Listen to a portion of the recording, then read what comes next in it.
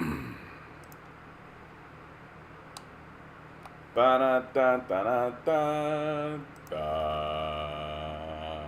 you guys doing today?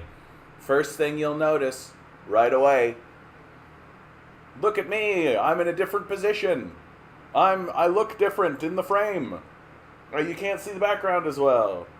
So I've changed the setup of my entire apartment. Anime, how you doing? Famita, good to see you. Good to see you. I've changed the setup of my entire apartment specifically, and this is where it gets really adorable. Specifically, so that my dog can lie down beside me on the couch. That's it. That's what I did. I was sitting in my computer chair, playing being on my computer, and my little dog was looking at me with those little eyes of just like, we could be snuggling. And I looked at him and I thought to myself, you know what, buddy? We could be snuggling. We could be snuggling. That is a really, really good point. And like the only reason I kind of had the setup that I had was because it makes the space, like the living space I have, more open. That to do this, what you're looking at right now, I'm sitting on my couch right now. I have to actually have the couch like in the middle of the room, and it makes the whole space look stupid and dumb. But I wanna snuggle with my dog on the couch. It's as simple as that, guys. It's as simple as that. And so I've had to. I don't know if you guys how the audio is. Let me know if the audio is bad, right? Because I've just got the microphone kind of over here. I'm still. So this is transient. Everything you're seeing here is in transient. It's gonna move again. I'm gonna try to get my posters back in the frame. Get this background looking good again. Do what I can. And it was all so that my little dog can come and sit down beside me. Why don't you come sit down beside me, bud? Come on. What a good little boy. He's literally lying on the other side of the couch right now. So, anyway. That's it. I'm a sap. What can I say? What can I say, guys? I'm a complete and total sap, trying my damnedest to get some more snuggles with my dog. Right? What's life about anyway? Right? What's life about anyway? I gotta tell you guys, right now I am just like, I feel like since last week I've just been in this constant state of just like go, like just go see your family, go get on a plane, go. You're gonna see all the people. Hey Eric, how you doing, bud? Then I get home from that, and it's like, okay, now get to work, go to work. Now you're on this kind of thing, and so I'm like, I feel like today is the first day where I'm like, I'm just gonna sit on a couch and not do anything at all, not do anything at all, and I achieved it. I did it. I did absolutely nothing today. Milo, buddy, why don't you come? Come on. What's the story, Wishbone? Oh, I know what he's angling for now. We all know what Milo's angling for right now. Say it in the chat if you think you know what Milo's angling for at this exact moment. Hey, Nova Scotia, how you doing today, bud? Good to see you. So, there is a fun video. I just put it on the Discord. Yep. Anime's nailing it. Ding, ding, ding. I wish I could give points or something. I wish I had a way to just, like, bestow, like, just, like, fly, like, throw, like, some kind of confetti at you or something. Confetti! There is a new movement or a new trend among China's youth, right? Which comes out of the lie flat movement, right? In China, there's this movement called the lie flat movement, which is a form of rebellion, which sounds very similar to what I promote, which is that we have to cease participation with this system that's clearly destroying us, right? That this system of capital is betraying us. Like, it has betrayed us. It's continuing to betray us. And so there was this movement called lie flat, where you don't do anything. You just chill out, relax, enjoy the life you've got, right? Don't worry about these ridiculous ambitions. And from this now, another movement has sprung called Bailan, which translates to let it rot, right? Which I rather like. I got to tell you, I rather like this idea of letting it rock, right? Just none of the ambitions or the goals or the myths of American and Canadian promise are manifesting in any kind of serious way. And in fact, they've been completely stripped away. And so this idea that we're going to like work as hard as possible for what? Right? For what? Like I take a look at the people who are achieving it or who have achieved it, and I just kind of scratch my head being like, oh, like you literally are spending every minute of your life on this. Are you happy about it? Right? Yeah, American exceptionalism is finally being uncovered as a bad thing. Yeah, no kidding. No kidding, eh? Like it's amazing what it takes for people to actually put two and two together. But over 50% of the populace still believes the media, so I don't know what it's going to take. Like I really don't. Like I think it's going to take something like a mass famine, right?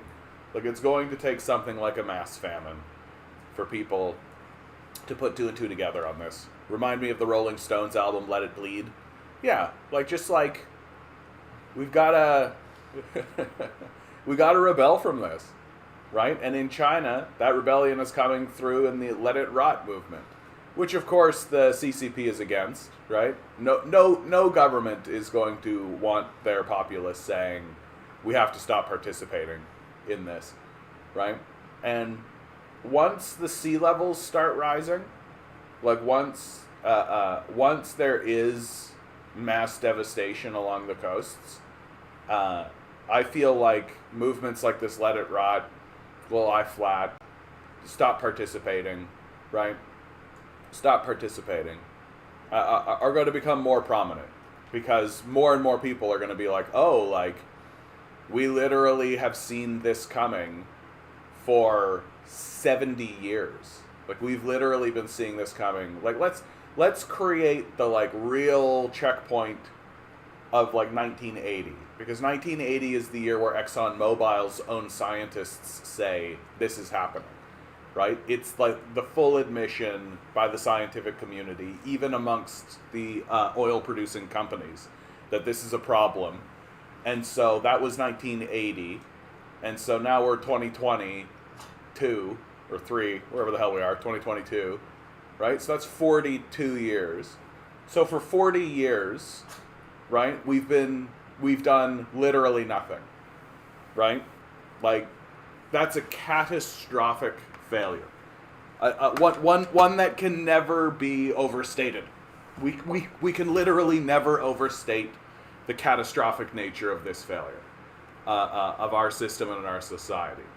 And so the idea, and once it becomes so obvious that only the most deluded person continues to deny it, why would we participate in this? Like, I can't think of a single reason outside of my own personal survival, which I consider to be coercion completely, to participate in this. I have literally no buy-in on this. Like, my relationship to my society is strictly coercive. I have no reason to continue going on with this, and there's a rising movement in China that feels the same.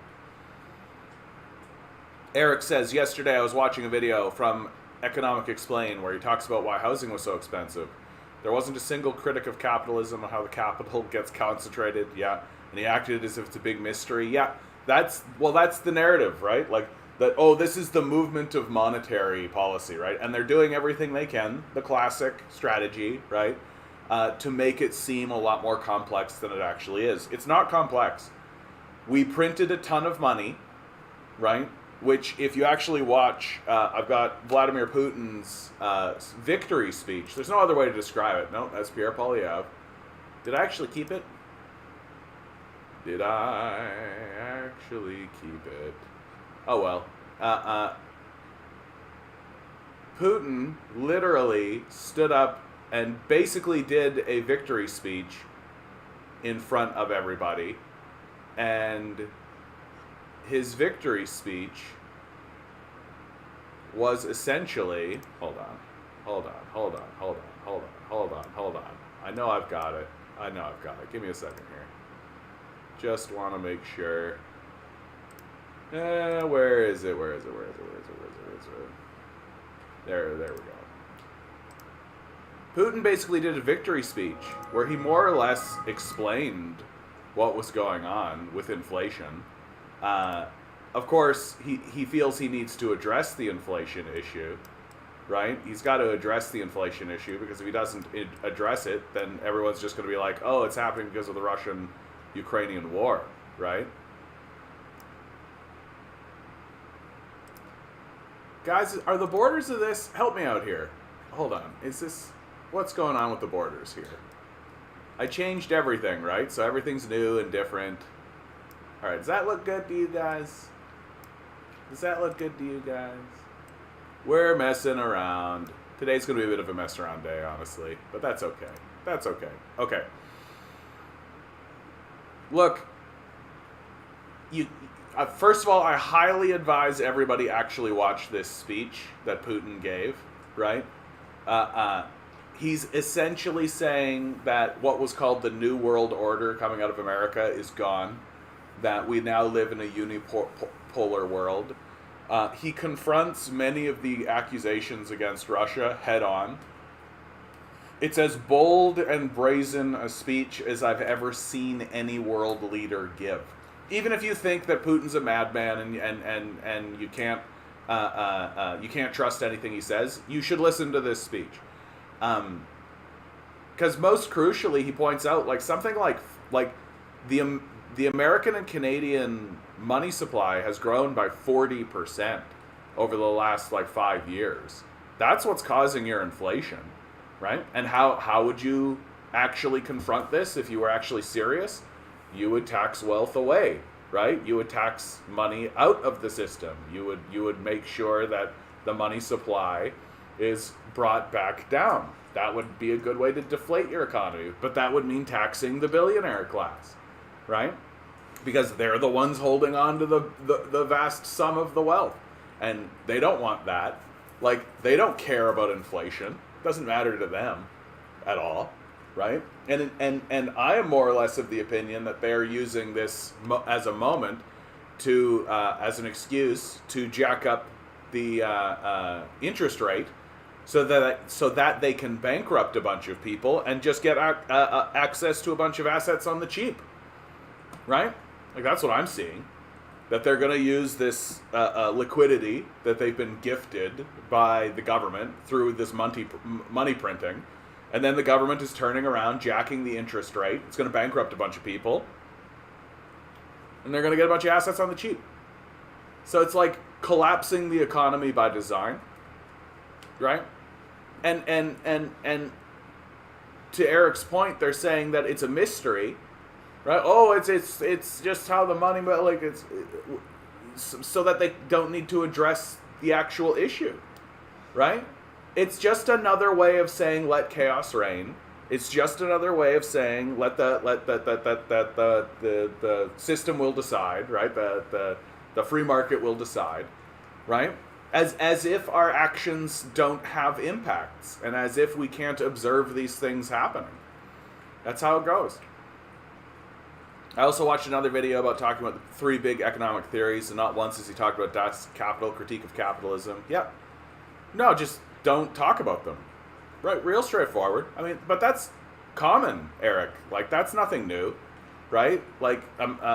American economists don't study Marx. They don't know anything about Marx. They're not literate, right? You can get a PhD from Harvard University as an economist and never once even hear the name of Karl Marx. You don't need to read his work. You don't need to know anything about him. You don't need to take a class. You don't even need to take a 30-second or a 30-minute brush-up thing. You don't need to know anything at all, right? And this in my view is what one of the major reasons of why things are happening as they're happening, because not only is the system rewarding the most psychopathic people, but the very people who are in positions of authority based on the idea that they've done the work and they've studied and researched are illiterate, right? And even worse than that, the generation that's coming up behind them, right? The next group of economists who those people are training and promulgating are also illiterate. They don't know anything about the subject. And these people are graduating with big PhD, like and becoming like the Treasury and working for the Fed and all this kind of stuff, and they don't know the first thing about economics. They don't understand how their own system works. And you can just listen to them talk. They sound like children. Like they sound like little babies, right? Pretending as though they know what they're talking about when all they've ever studied is like a Santa Claus version of economics that doesn't really exist. Hey Major, how you doing? Good to see you. Apparently Amazon is running out of people to hire because their high employee turnover. Yeah, their strategy is to automate. And so while they're moving towards automation, they're just burning out the populace, right? They're trying to just do it as cheap as possible before they just flip the switch and automate the whole thing and lay a whole bunch of people off. Yeah, then of course he talks about Marxism as if it's all about the state running businesses. Yeah, like if you don't know anything about the subject, you can make whatever statement you like about it, right? By 2024, apparently they will run out fully. Yeah. And that's sort of the deadline for them, right? They want the thing automated by 2024. Like they know what they're doing, right? Like they know what they're up to. They're like slavers are often very aware of how to use the slave systems, right? And he calls himself an economist. Well, they all do, right? You might as well. Like, there's no reason not to. Like, I'm an economist. You're an economist. Everybody's an economist, right? You might as well. You're just as literate as these guys are, which is not at all, right? Like it's not hard to do better than these guys, right? Just literally read the book. Like, go find Adam Smith's Wealth of Nation, a book they don't read and know nothing about, and read it, and you're better than a Harvard PhD graduate, right? Because you've actually read the literature, they haven't. And then if you do better and read like Ricard, and then Marx, you for sure are more economically illiterate in by huge, like massive, big, giant steps than any economist graduating from any institution in the United States. Like minor exceptions, people like Richard Wolff. There's another Marxist economist whose name, like I think his name is like Astar or something. I forget his name offhand, but like you can occasionally find like Keynesian economists, people like Mark Blythe, and then people like Michael Hudson, right? And usually when you like dig into like why are these guys actually literate, it's because they are. They like went and actually read the book, right? And so I've lost total faith. The word economist is meaningless to me. Like somebody tells me they're an economist, they might as well tell me they're like a voodoo witch doctor, right? Like they have the same amount of kind of credibility in my mind. And you're going to see it writ large very soon, right? All of these like economists walking around trying to tell us how good the economy is going and how everything's going great. Yeah, it's going to be great when the sea levels rise and the famines begin. It's going to be super, super good. Like these people are just like total fucking frauds. There's also Elon Musk firing people because they're criticizing him. Well, it's even more than that, actually. It's literally his own workforce. SpaceX, his own workforce, writes a letter to the board of directors saying, we're going to, or saying that they think that Elon Musk isn't helping, which he isn't, because he's worthless, right? He's a worthless capitalist. And so what does he do? He fires people for it. Just like the worthless, like he's just a crybaby prince. Like who gives a shit about Elon Musk?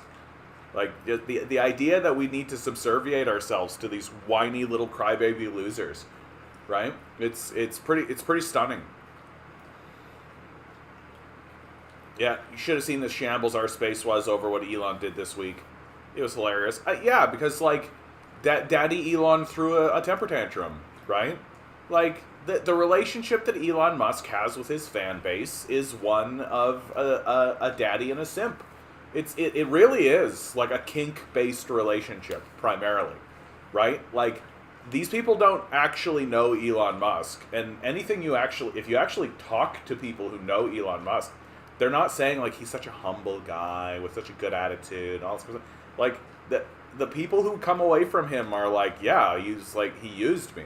I was just an object to him, right? And like this, it's like, of course he's gonna act this way. Once again, I find myself recommending Cody's show, the Some More News guy. He did a whole breakdown on Elon Musk recently. I thought it was very well done, right? Elon Musk is just like, he was born a billionaire. He's essentially a crybaby. He's unintelligent, like, and he's not, and all he wants out of life is for everybody to think he's the coolest guy in the world. But he isn't. You know, like, if he was a cool guy, he would be alleviating poverty in his country. He'd be giving money to, like, this is the thing I do not understand about these billionaires at all, right? Outside of the fact that they've just, like, detached from reality and are psychopaths. But, like, if they weren't, right, if they were actually the cool guys that they profess to be, like, if I'm Bezos, like, why am I not, like, grabbing a bucket, just, like, shooting a money cannon into the bucket, and then, like, walking down the street, just, like, throwing bundles of, like, 20s at people. Like, $1,000 of just 20s, and just wing it at somebody as they walk on by. And then if somebody runs up to you and, like, grabs the bucket and runs off, you just go, I guess they needed it. And then you grab another bucket and just shoot your money cannon into it. And just, like, throw money. Like, why wouldn't you do that? I would do that all day long.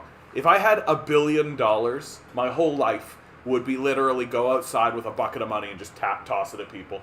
Just toss it at people all day long. And I wouldn't care at all. I wouldn't give a shit at all. People would be like, aren't you concerned that... No. That's exactly my response. It's just like, aren't you concerned that people will misuse that money? No. Aren't you concerned that you're setting a bad precedent? No. Aren't you concerned that the economy will collapse? No. Like, no. Obviously not. Give your money to the poor. It's like the only thing that we should be doing, and we just can't get our ass out of our head about it. And losers like Elon Musk and Bezos and Gates and all these guys, they're just case in point. Like, they're just fucking small, childish losers that we're all just like, oh yes, Daddy Elon. Yes, Daddy Elon. Yes, tell me how bad I am again, Elon. Yes, Daddy. Just waste his fucking time. Yeah. There was a BBC interview with Sergei Lavrov that was interesting too. I don't know who Sergei Lavrov is, but I bet, of course, the bootlicker would defend Elon Musk's behavior. I've seen a Facebook book where the meme was about university free speech. He doesn't give a shit about free speech. Like, oh, the son of an apartheid emerald miner wants to be able to say racist things on the internet. Big fucking shocker right there. I pointed out why not having free speech in our workplace as well after the capitalists are great offenders of free speech. And I was called a commie for what it... Like, isn't that just fucking the greatest, eh? But if you say something that the corporation doesn't like, they'll get rid of you. What are you, a communist?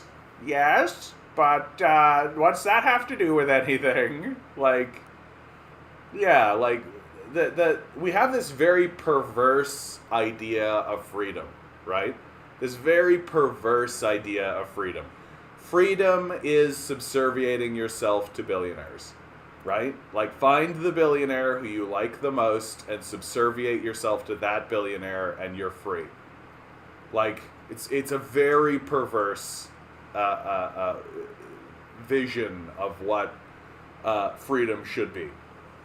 And, like, the libertarians are the best about this. Like, literally freedom is just allowing monopoly capital to exist with no restraints whatsoever. And that's freedom.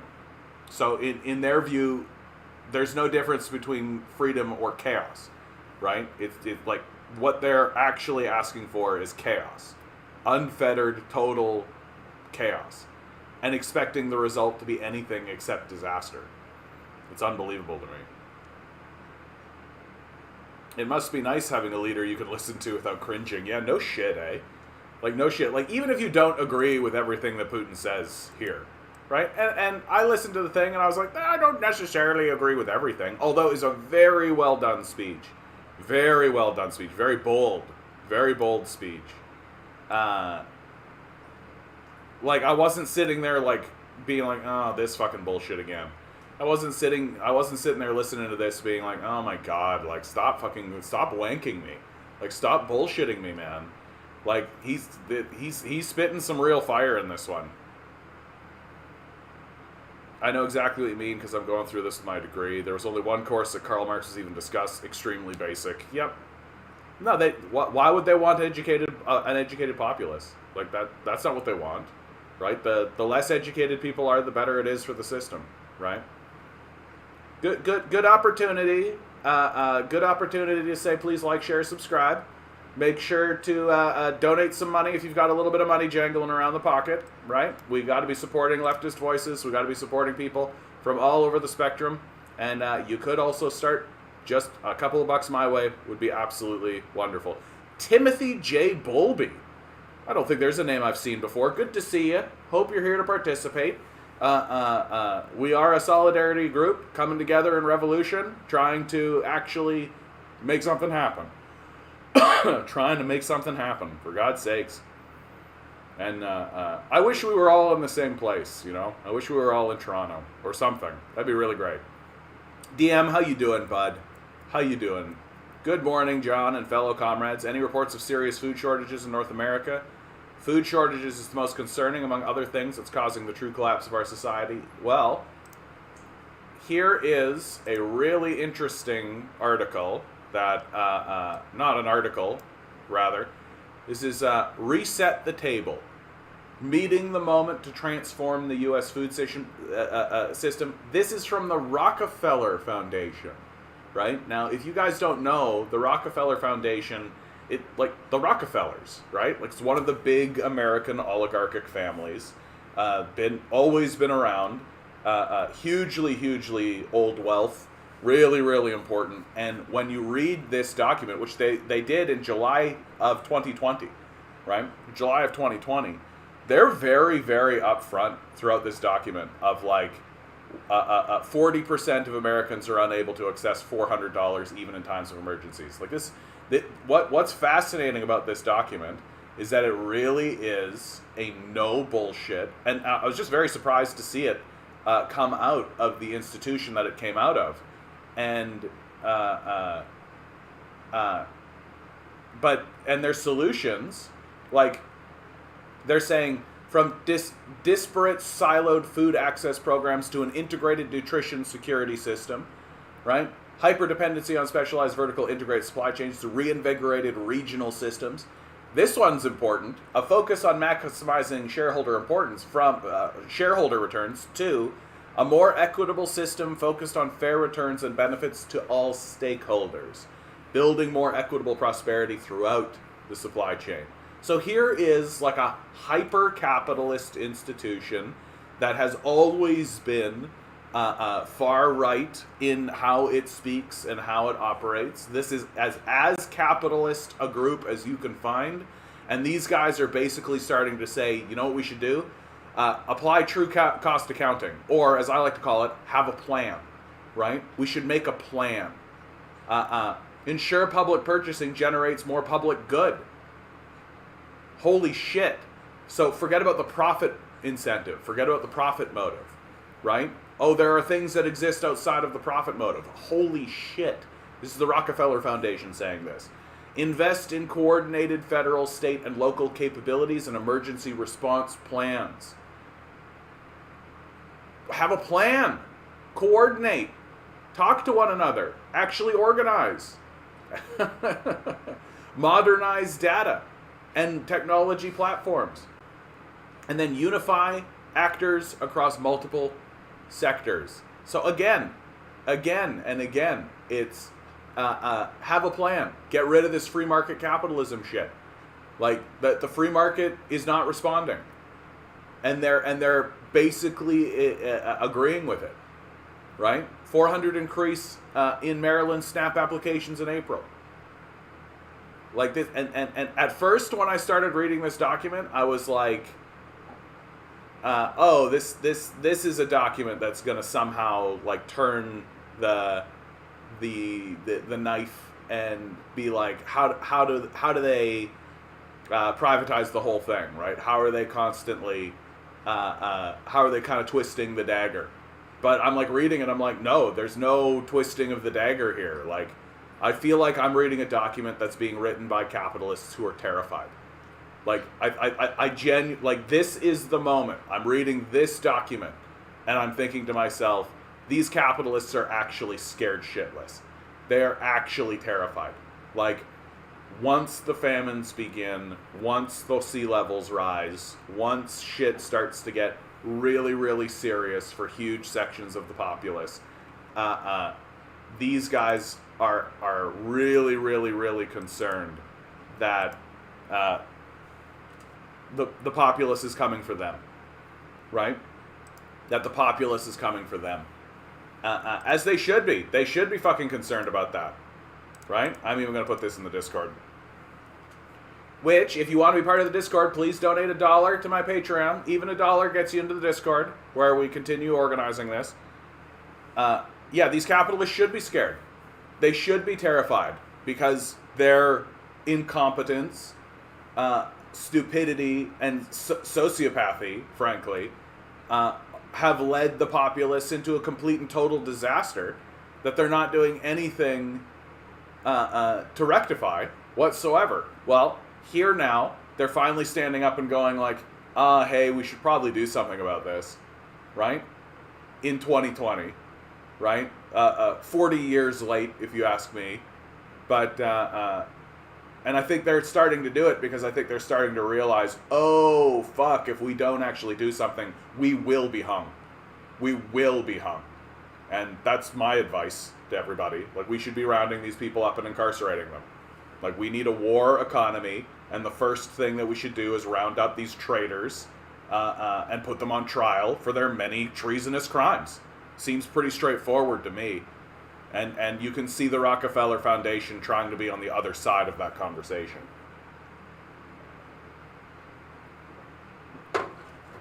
Tim Bowlby is my brother. Hey, Tim. Oh, that's wonderful. Spreading it out throughout the family. Yeah, efforts should be made to improve the lot of adjunct college instructors, too. The entire educational system is so fucked. It's so fucked, Tim. Like, the educational structure basically gives a ton of money to administrators, right? It's just like administrators, and then you have, and then the professors and the adjunct professors and all this kind of stuff are basically being paid, like, you know, reasonably. It's not poverty wages or anything, but like, it's not like the $200,000 that's being brought down by some of these administrators who don't even show up. Like, it's a scam. It's as scammy a scam as you can find.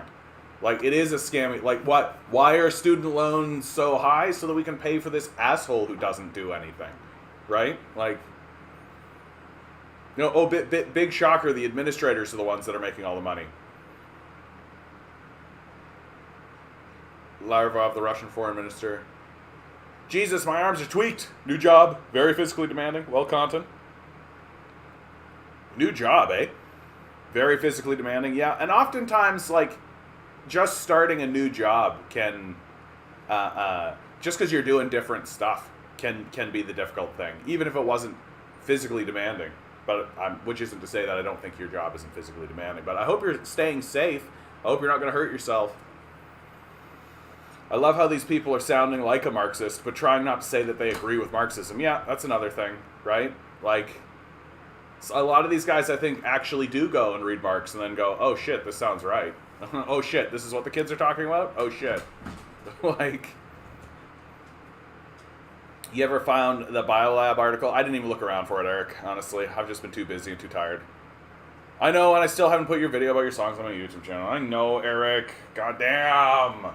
What I want to do is I want to get more of those songs properly recorded, like with like an actual sound system, and I've got somebody lined up for that, but he's also quite busy at the moment. So I'm trying to make it happen, but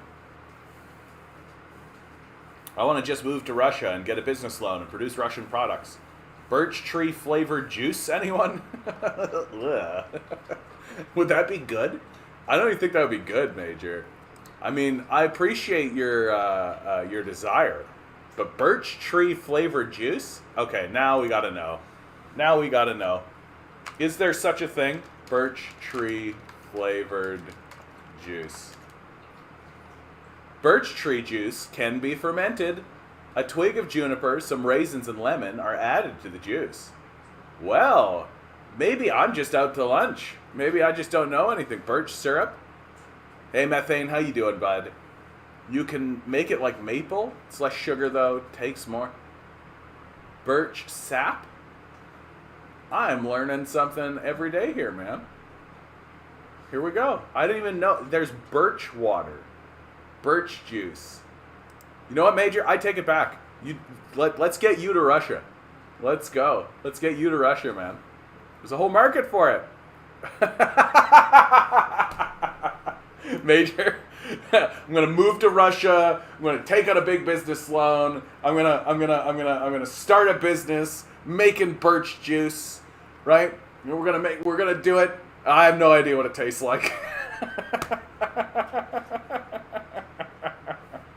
Well done, sir. Well done. Michael Heiser said that one of his books, I'm forgetting the name of it, was used by the Pentagon to understand the U.S. empire, and they even call him to teach them. I don't know who Michael Heiser is. Michael Heiser, my boat ashore. Ooh, Awakening School and Theology and Ministry with Dr. Michael Heiser. Really? Is this the guy? Is this the guy? Please tell me that this is the guy that you were just talking about, dude. Michael, okay.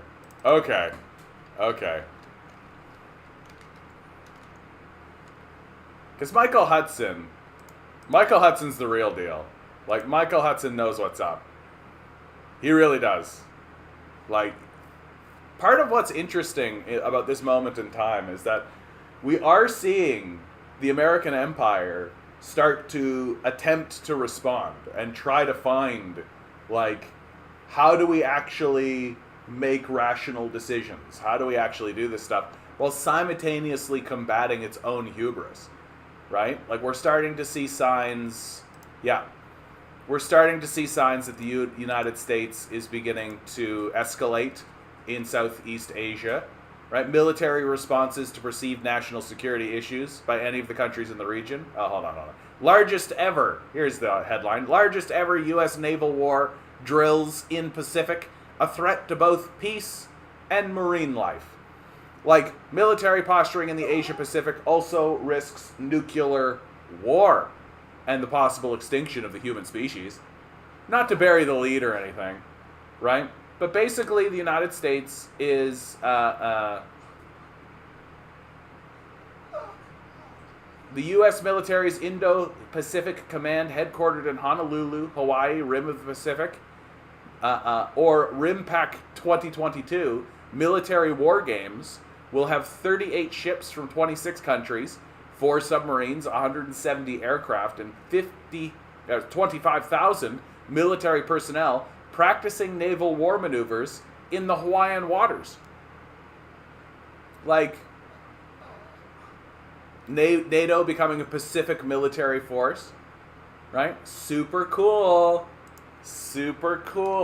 right? Don't we love to see it, guys? Don't we love to see war games being done in the Pacific, right? So just like, you know, over here, right? Just chilling out. Yeah, don't worry about it. We're just doing some games over here. We're certainly not going to do that right over here. Like, that's not the plan, right? We're just training. We're just training over here for getting over here and doing it, right? Which is 100% what's actually going on. Like, the American empire is just getting prepared to embarrass itself again, right? Just like they did in Ukraine. Like they have embarrassed themselves in Ukraine. There's no other way to describe this but a full-scale embarrassment. Like, they've achieved nothing. all of the goals of America have completely backfired. All they've managed to do is chase Russia into the hands of the Chinese, empowered both. They've weakened the dollar in big and major ways, wasted a bunch of lives, wasted a bunch of resources, and then they're going to lose. Like, the Ukraine war is already over, right? Ukraine war is, like, already over. We're just waiting for it to unfold.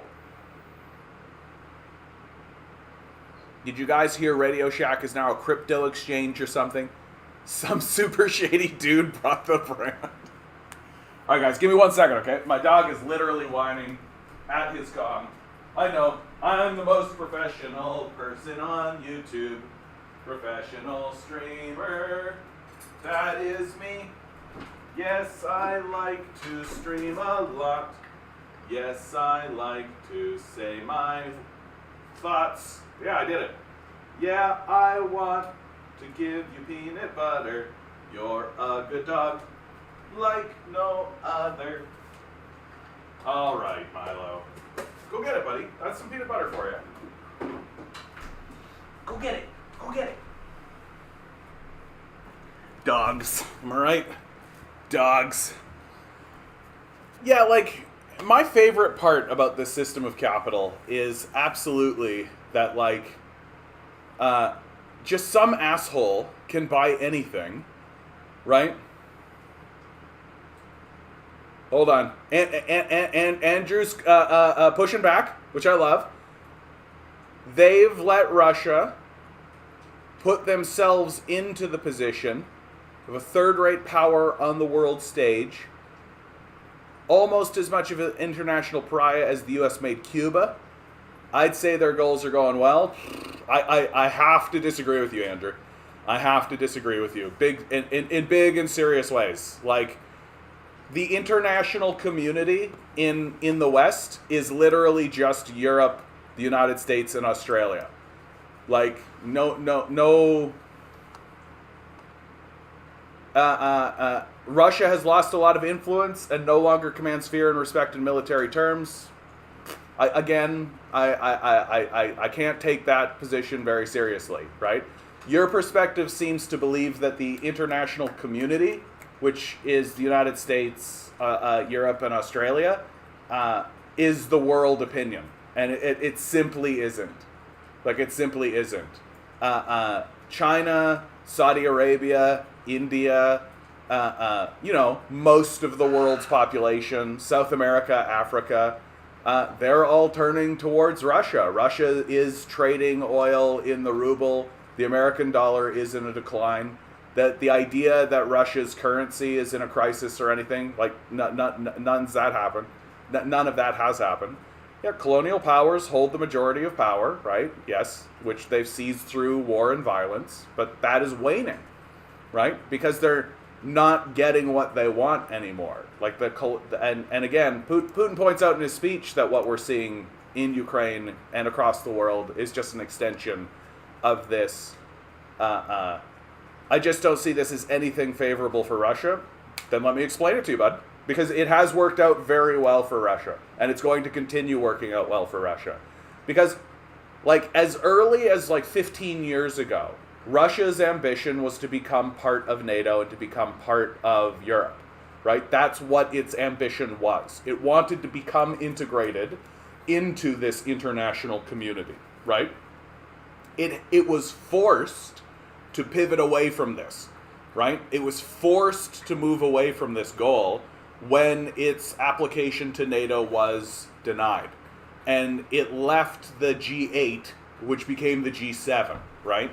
And that was the moment, in my view, where Russia completely pivoted away from this goal of becoming part of the international community, right? And struck out in a new direction. So, and that's crucial to understanding why this moment has been so successful for Russia. Because this is the moment where Russia really planted its flag and said, we are striking out in a new direction. We are striking out away from the international community. So what are some of the big successes that Russia has seen? Well, first of all, the currency collapse that was predicted when Russia invaded Ukraine didn't happen. There was a minor decline in the ruble, which it recovered very, very quickly. And now Russia is insisting that many of the Eastern European and even European nations, if they would like to continue getting Russia's gas, which many of these countries require, like it's not an option for them. Like unless they are okay with their citizens freezing, they have to pay Russia for this gas, and Russia is insisting it be paid for in the ruble. Now, why is that so important? Right? Well, in the international community that we've been talking about, the reserve currency is the dollar. Historically, if you want to trade gas, oil, any of these commodities in the world market, you must trade it in dollars, right? You must trade it in dollars. This puts the United States in a sweetheart position where they're basically making money for nothing. Because if Russia wants to trade with Brazil in oil, or back and forth or whatever, right? Well, United States gets a piece of it. For doing what? Nothing, right? Just having the money. But now Russia has moved into a position and has asserted itself on the world stage and said, if you want to trade with us in this commodity that was traditionally exclusively traded in the dollar, well, now you have to trade it with us in the ruble. And that's the true end of the American empire right there. Because now what it's done is it's opened up a whole can of worms. So now Saudi Arabia is trading its gas and oil with China in the yuan, right? China is trading with Russia in the ruble. Russia has set up an alternative a banking model, right? The international community is being isolated and separated. And of course, this is all just beginning. So it's not like this overwhelming monster yet, but it will become that as China and India represent like half the world's population. And the United States is just some rinky-dinky backwater that's only got all this wealth because it fucking blew places up and stole it for fucking 150 years. So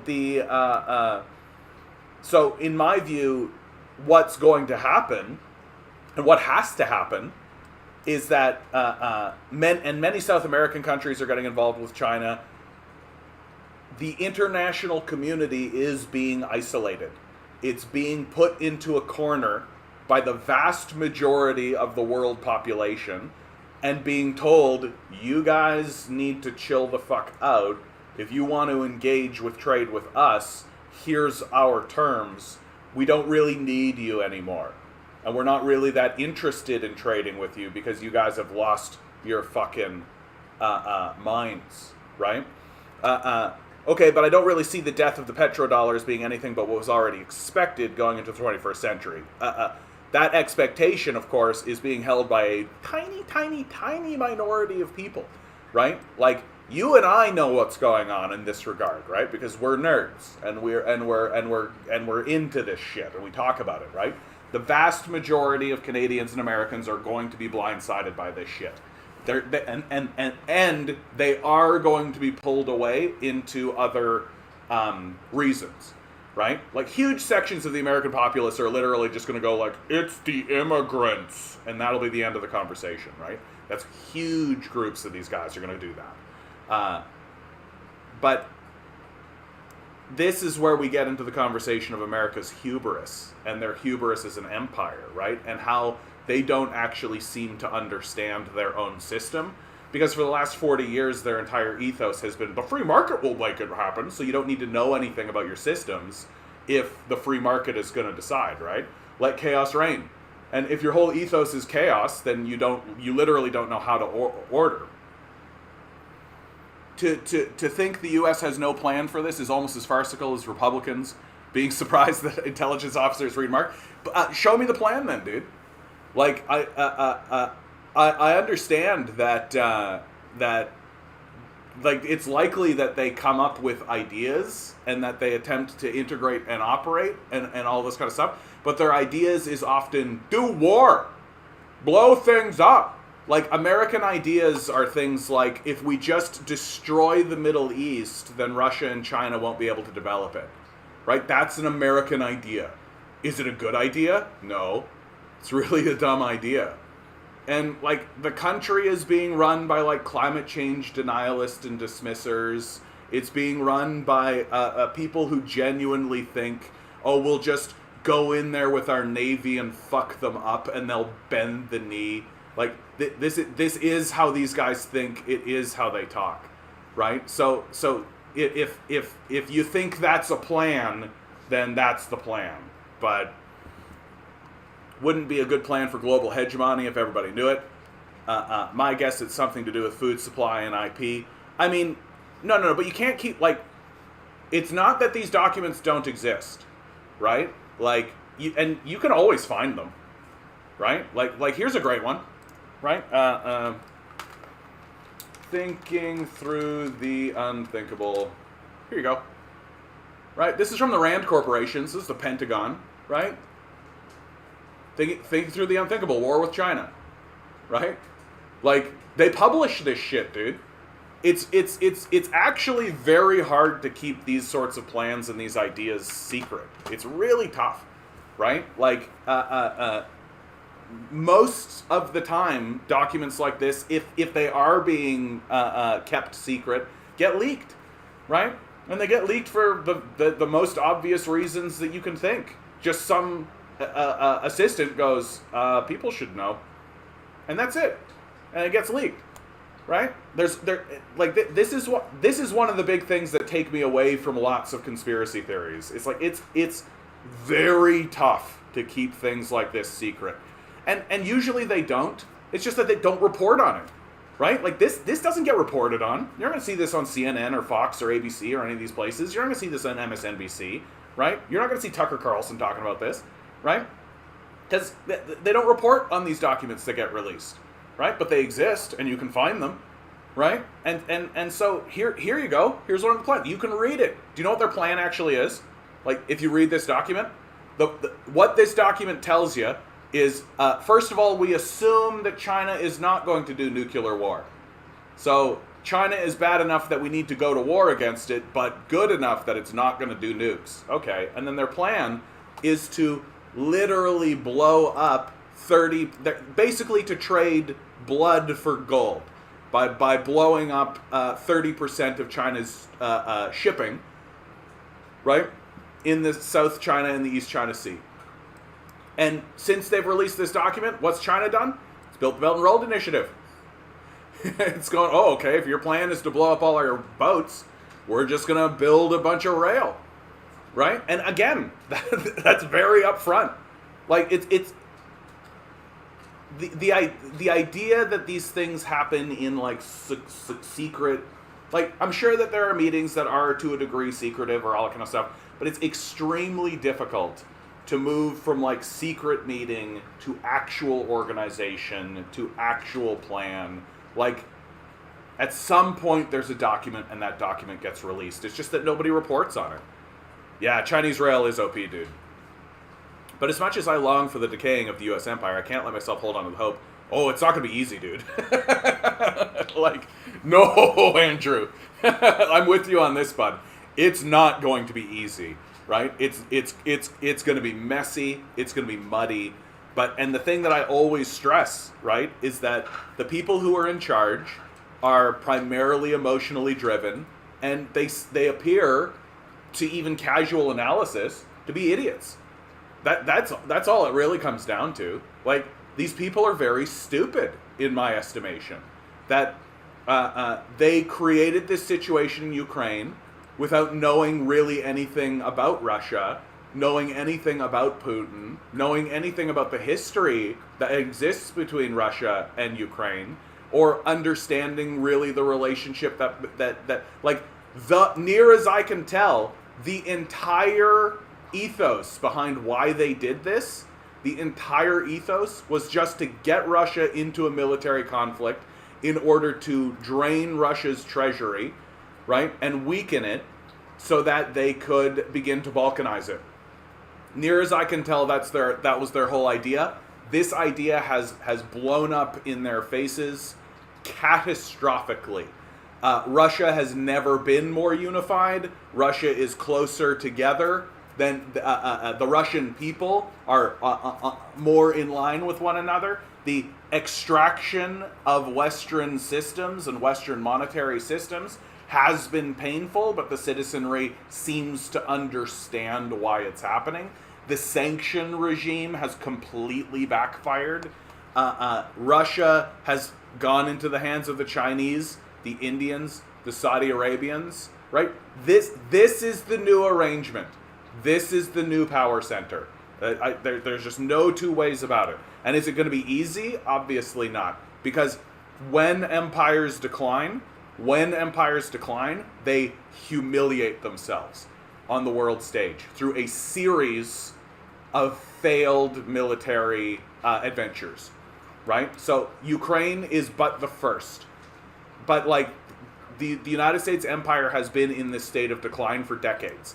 And if you ask me, the real moment of the humiliating defeats is the Iraq War. The Iraq War is the beginning of the decline of the American empire in big and serious ways. It's a humiliating disaster for the American empire.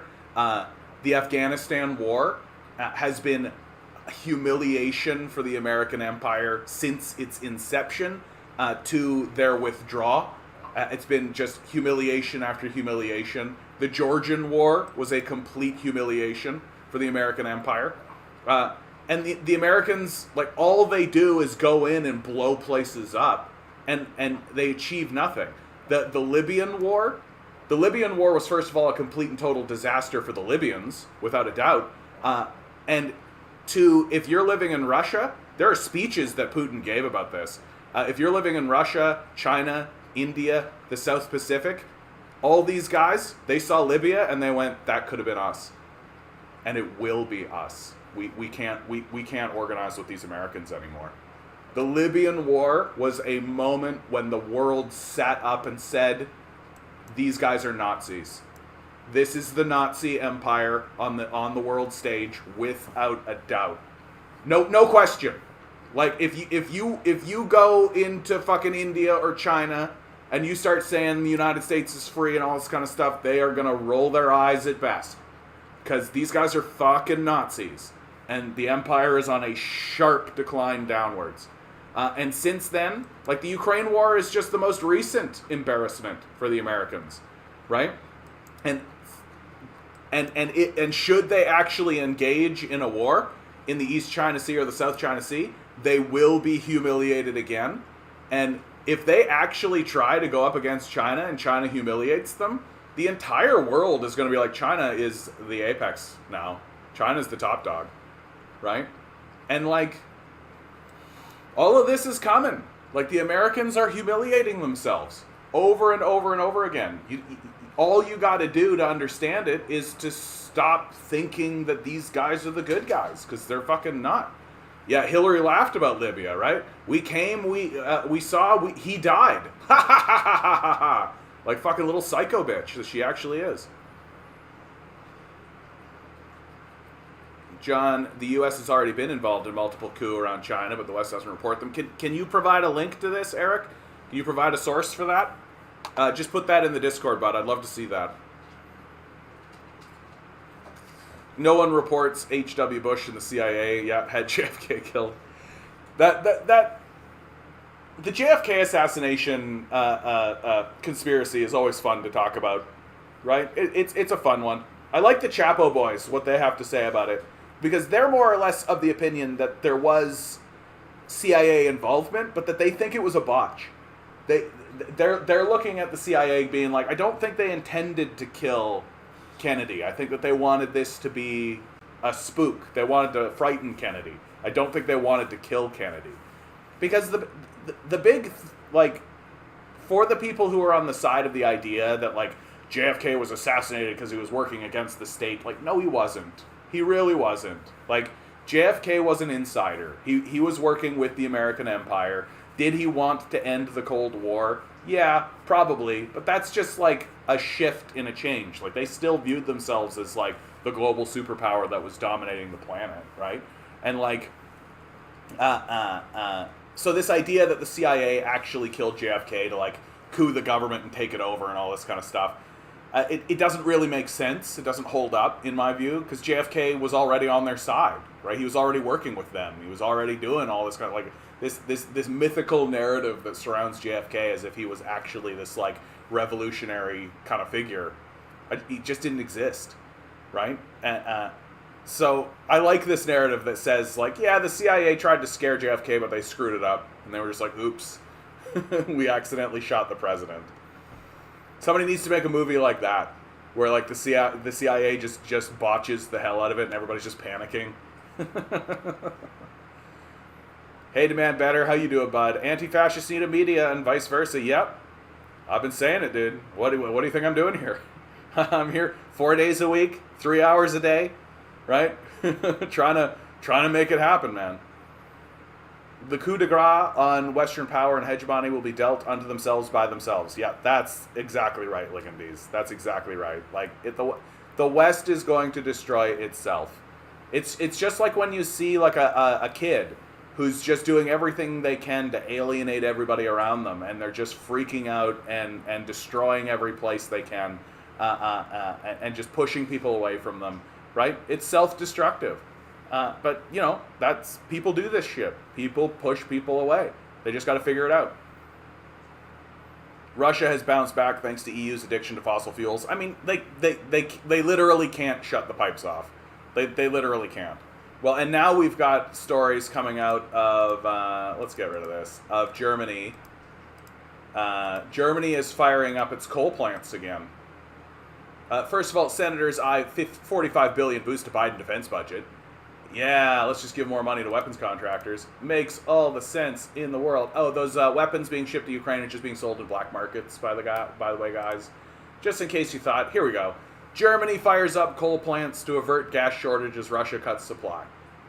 Now, Russia's not cutting the supply, just Russia wants to be paid in rubles, and Germany's not going to do it. I've been listening to some people saying that there's going to be pretty major political shifts that happen in Europe because of the Ukraine war.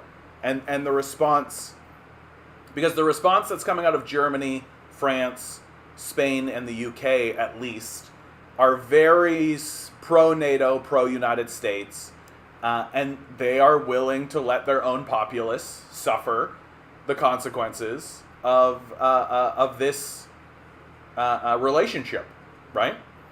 We'll see how it goes. We'll see how it goes. Good to see you grinning. Good to see you, bud. Hope you're doing well out there, man. Hope you're doing well. The hubristic Romans thought poorly of Attila and his Huns. Yep, that turned out to be really great. Yep. Have you heard of the Summit of the Americas? I found a great video of the journalist who kicked out for speaking the truth. Yeah, I've heard of the Summit of the Americas, and I'm absolutely positive a journalist got kicked out of it. I feel like that happens every time. Is Egypt a Chinese ally yet? Egypt was couped when the Arab Spring happened. The Muslim Brotherhood came to power through an actual democratic election, and so they were couped shortly thereafter by the United States, which nobody seems to remember or care about. And so Egypt has been basically just another American proxy government ever since, right? Very, very similar to Iraq in that way, right? And yeah. So I'd be very surprised if Egypt was a Chinese ally. Although I am dead certain that, like, China thinks dynastically, right? China thinks extremely dynastically, and the Americans are literally thinking in like 5-year intervals at most. But most of the time, they're just thinking, how can I make the line go up to next quarter, right? And so when you're up against somebody who thinks in like 500-year intervals, and you're only thinking in 5-year intervals, you're just going to get beat up.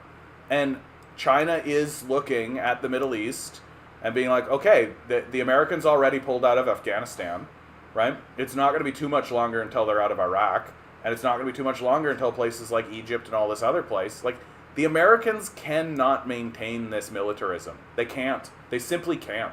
There's no basis for it. There's no backing for it, right? It's all based on just momentum at this point, and they have no engine anymore.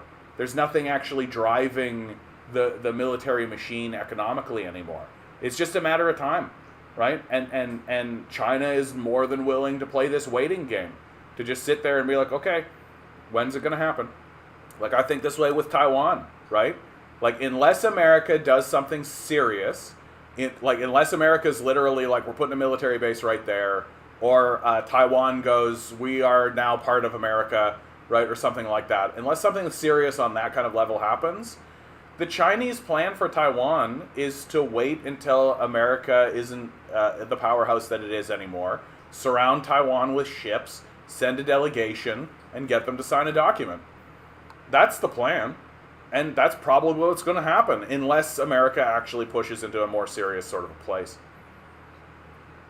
I've literally never thought of America as the good guys, though. But maybe not, like, as the good guys, but, like, I find that lots of people, even if you still believe that, like, even if you believe that America is not the good guys on the world stage, right, we tend to imbue our own leadership with a certain degree of competence that they don't have, right?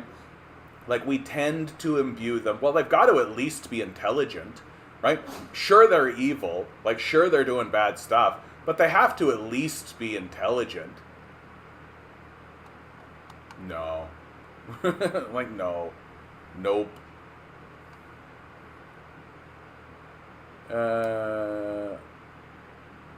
Look up the YouTube, The New Atlas. Sure.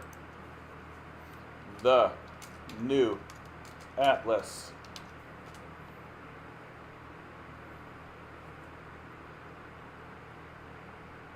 Oh yeah, this fella. Yeah, I know this fella.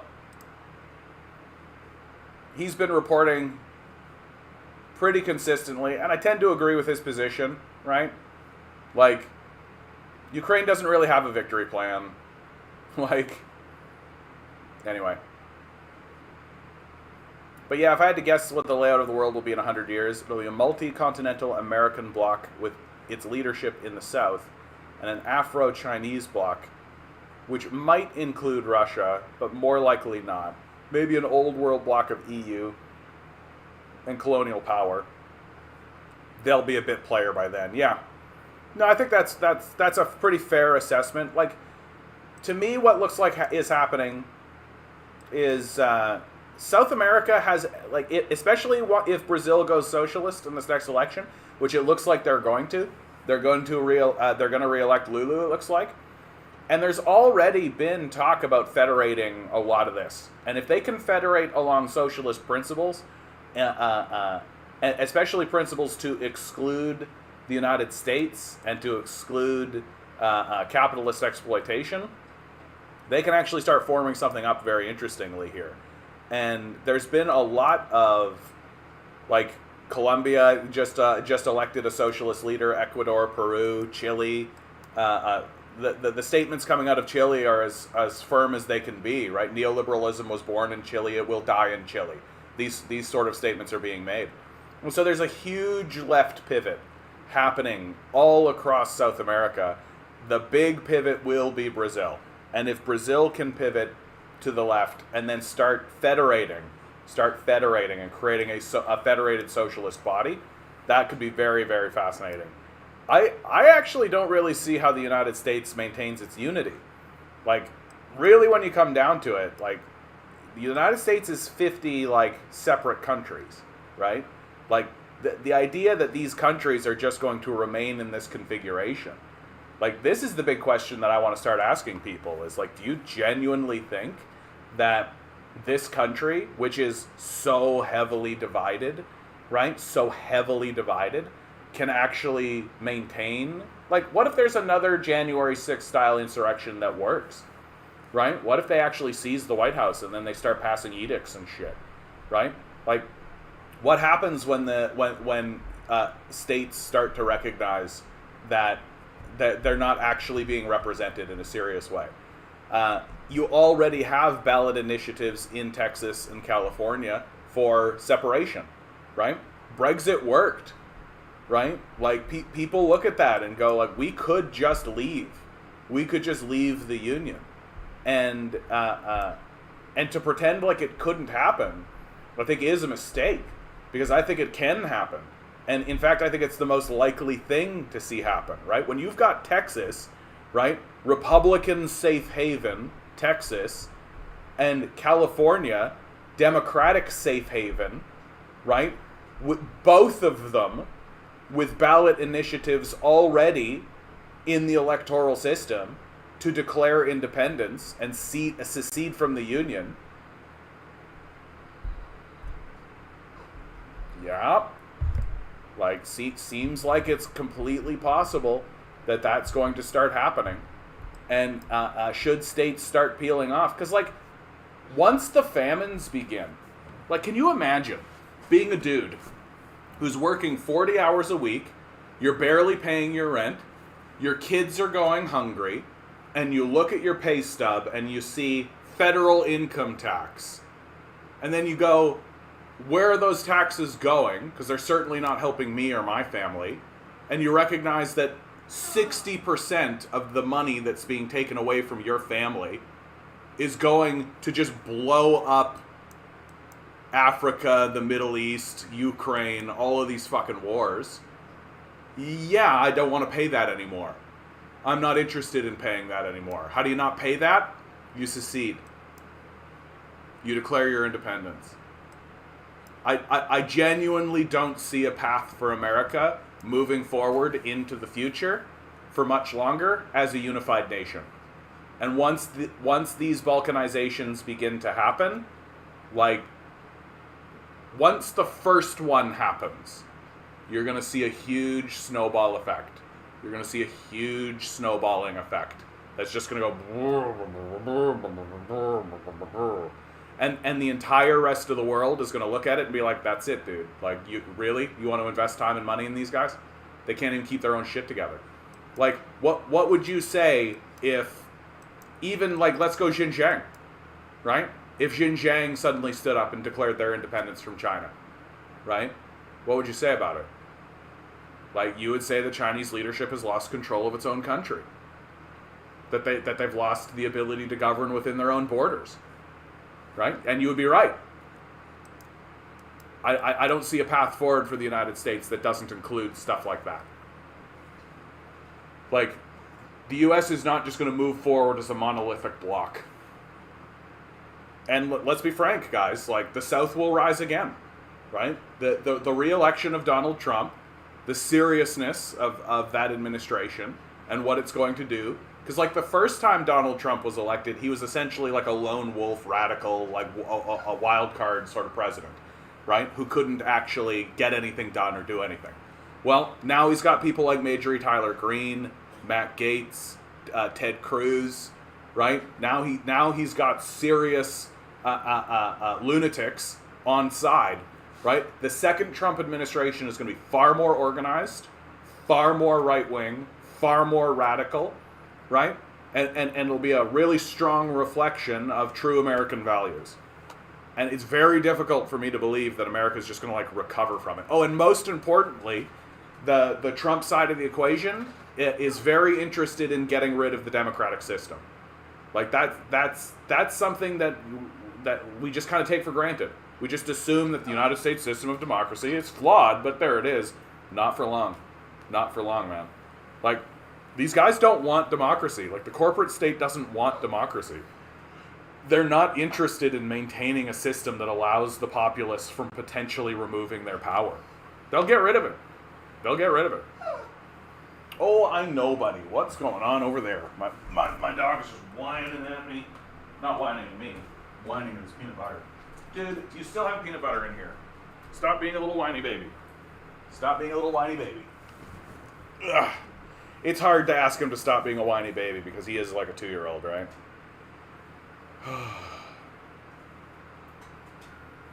That's good you heard of it. Can you play the video, post it on the Discord? quick coup. Have we decided how long it's going to take the U.S. to coup the Colombian government? The United States is really struggling with coups in South America now, right? Because part of the problem that is happening is that the people of South America they get the game now, right? Like, it's one thing when you're like cooing a disorganized sort of poor rabble, right? Like, that's one thing. But most of South America has become highly militant and is highly aware of what the United States game is. And so the idea that America is just going to walk into walk into Colombia and coup it, I don't think so, dude. Like, I don't think so. I think that game is over for the Americans, right? Like, Venezuela is sort of the case in point, right? Like, not only is the victory of socialism political in Venezuela, it's also militant, right? It's also military. That the actual fighters, the people who are being trained in military capacity, are socialists and are not just going to stand by and watch the Americans coup their government, right? And a similar thing is happening in Colombia. It really isn't going to be as easy as it has been in the past for the Americans, because the populaces of South America are, well, I mean, like, ever since what happened in Chile, right? Ever since what happened in Chile, since that time, South America has been steadily building up its organizations with this complete understanding that, yeah, if America wants to, it can literally just drop like 10,000 Marines in here and just commit a genocide, put in their own guy, call it some kind of economic system, whatever they want, like get somebody like Milton Friedman to be like, yeah, this is the shock therapy that we're doing to enact a neoliberal agenda, when in reality it's just committing a coup, a genocide, and stealing all their resources. And since that time, I think there's been lots of leaders throughout America, South America, who have been like, oh, this could happen here. For sure this could happen here. Like, the sanction regime that has been put on Venezuela has backfired on America in this regard, that the Venezuelan military, when the sanctions began, was about 1 million people. Now it's 3 million people. Because all of these Venezuelans go, oh, the Americans are trying to kill us. Just like they did in Chile. So, unless America is going to... like, the American military is a big force, and it does a lot of damage, as you can tell. But, like, they can't do everything all the time forever. Especially when they've got no economic backing to actually get anything done anymore. Anyway. All the while, each rushes to perfect... I'm probably not going to play that video, Eric. Sorry, bud. All the while, each rushes to perfect a microfusion technology to replace Asian fission reactors, using other renewables as a stopgap to charge nuclear batteries. Yeah, like,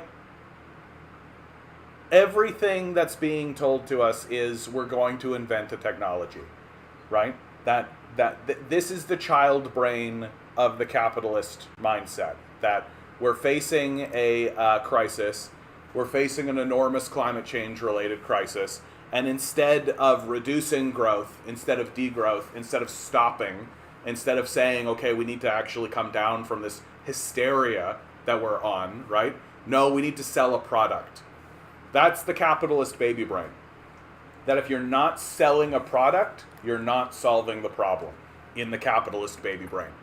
And the simple idea of just stop, just don't do it anymore, that doesn't exist, right? Atlantic Ocean Bloc versus Ocean Bloc led by America, China, respectively. I mean, we'll see. I don't have a lot of faith that America's going to keep its shit together. Like, when fascism took hold in Germany, right? Like, this is the big comparison, right? Like, fascism takes hold in Germany, and it does a whole lot of damage all over Europe, right? But look at it. Like, look at it. Germany's very small, right?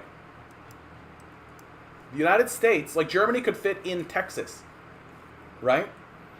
Like, when fascism takes hold and takes over fully, and when it's complete mask-off fascism, like the Republican Party is now, these places are not, like, they're not going to just be like, oh, I guess we're being led by Donald Trump and those fascists now.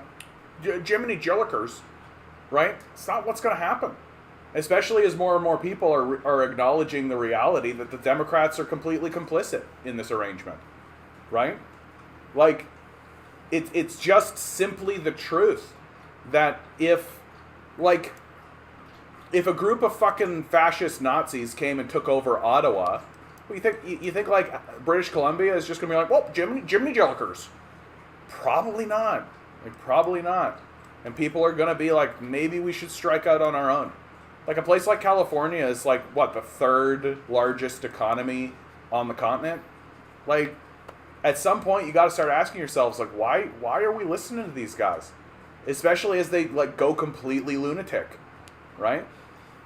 Like, when Germany went fascist, it wasn't like Portugal was sitting there being like, well, you know, what are you going to do? Right? Jiminy Jillikers. Well, we'll just wait till the next election. Right? No. Portugal, like, went, okay, time to focus on our defenses. Time to work on training our military and building up and fending for ourselves, right?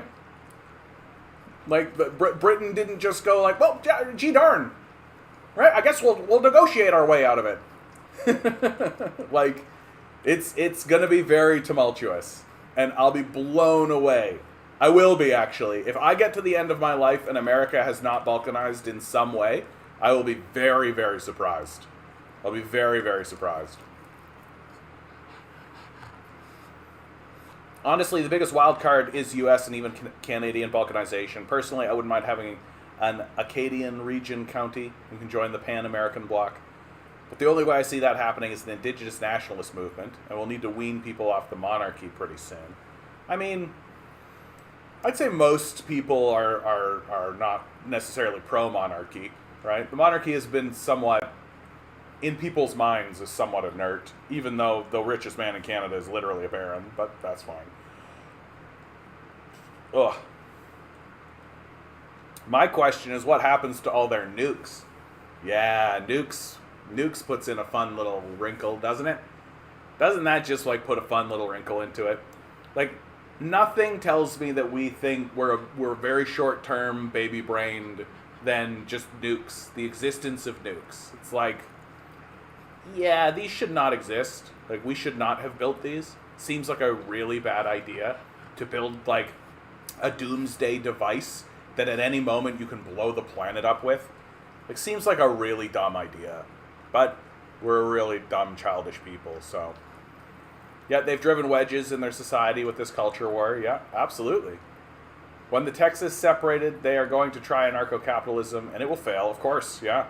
Yeah, I think you're right, too. Like, a lot of these places are going to, like, Texas is a good case in point, that if Texas were to separate, and Florida is very much the same thing, right? Texas separates, it's 100% going to be like, and the solution to all our problems is capitalism harder, right? And it's just going to fail completely, because that's how capitalism is designed to operate.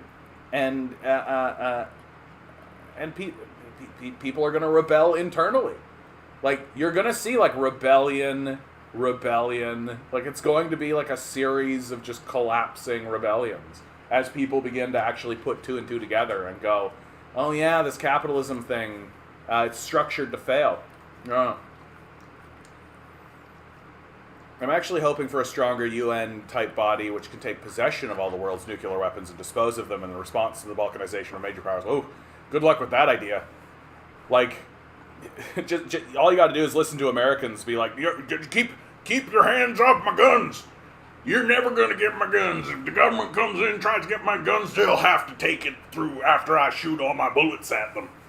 I'm never going to give any government my guns. Like, if that's how they're talking about, like, their own government talking about disarming the populace, how would they talk about some kind of, like, international body being like, okay, time to put down the nukes, They want to take our nukes so we'll be defenseless, and then Russia will come in here.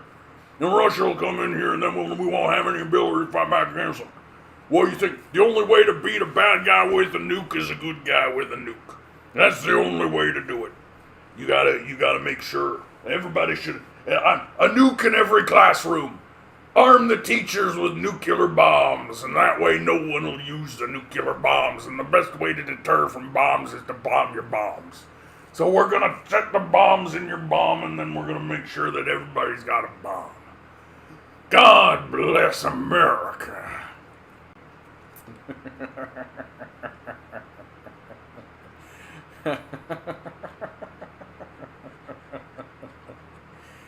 Oh my God. Yeah, Canada will be dragged down with USA. I mean, we can't not be, right? Look at the border, right? Like we're definitely in it. Like we're in it to win it with like no matter what happens, right? Like Canada is gonna be like the US's little buddy, right? We're their sidekick, and we have to be. Like we can't not. We have to acknowledge that. Like it's real that they're there. Like it's not abstract, you know? And hopefully we'll do more and more work. Like the Canadian strategy really is just as long as the United States is fighting China, they're not fighting us. As long as the United States is fighting itself, it's not fighting us. That is literally Canada's survival strategy. Oh, what do we got? What do we got? Oh, it's a pug! Oh, it's a pug! Oh, he's a licky little pug. He's a licky little pug. Isn't that right? Milo, did you know that you're internet famous? Did you know that? Did you know that you're internet famous now? Say hi to everybody. Hi, everybody. Hi. Okay. That's why I changed everything for that specific thing right there, so that I can pet my little dog right here. Hi, he's right here. Yeah, it's so nice. That's so nice. Specifically, I'm hoping that there's some movement in Russia first, because I don't see Putin remaining in power much longer, and I don't see a younger unifying unifying figure emerging there. Russian balkanization is an interesting narrative. I mean, I have also heard some rumblings that Putin is thinking of stepping down. I mean, he's getting old, first of all, right? Just straight up, you get old, right? You get tired of this shit. The Ukraine war sort of spent a lot, I think, of his political capital. It's difficult taking your entire culture and going in a completely new direction, right? That in many ways he will be the like Moses of this moment. And you're right, though. There doesn't seem to be a Joshua figure. There's some biblical references for you, right? Like Moses gets you to the promised land, but it's Joshua that actually gets through the promised land and actually secures land. Anyway, but I don't know about the balkanization idea, right? The balkanization idea is because even the Russian oligarchs are still like, if this place starts balkanizing, that's a problem for us. Like we want the place to be unified, right? Like that a unified country is still better for the oligarchs than a balkanizing one. And there's also an interesting question of what's happening in Russia as as an opposition party begins to raise in power, right? And there is an opposition party that's beginning to raise in power that is made up of communists and old guard Stalinists, right? So it's going to be interesting. Like the politics of Russia is going to be very interesting post-Putin, especially because like Putin was essentially the last of the like neoliberal agenda, right? Like that after Stalin, you had Khrushchev, Yeltsin, Gorbachev, and Putin, right? And so he is in that kind of group, that transition away from the Soviet Union to where Russia is now.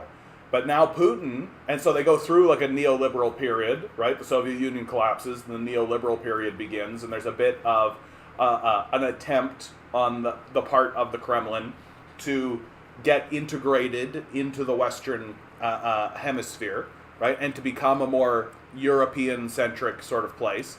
But that didn't work, obviously. Obviously, that didn't work, right? And so Putin has taken the country in a new direction, on a new trajectory. And we will see. We'll see. Can America get pull it back politically, right? Can they get some kind of legislative victory in Russia? I don't know. We'll see. It's going to be fascinating. These next 10 years are going to be bonkers, guys. These next 10 years are going to be absolutely bonkers. And it's going to be absolutely bonkers everywhere, right? Like, there isn't a single country that's just going to go through these next 10 years and be like, yep, I wake up in the morning and I go work on my farm and I come home and I feed my cow and I go to sleep. Like, there's no one is going to have that experience. Like, maybe one guy in, like, the Himalayas or, like, some Mongolian tribe or something, right? But for everybody, and even if you think your society is improving, like, even if you're living in a society where it's like, we just elected a socialist and we're doing all this kind of stuff, it's still going to be absolutely fucking bonkers. It's going to be bonkers the whole time. It's definitely a problem. Hold on. Did you hear how libertarians tried to build their utopia but was foiled by bears? I bet it was, man. I bet it was. It's definitely a problem which will need to be solved. Maybe it'll wind up being a very neutral country, but apparently those are drying up rather quickly. Yes, I just don't think that that's going to be taken very seriously. There's just going to be there's always going to be this, like, why is an international community telling us to disarm? Like, we're not interested in that.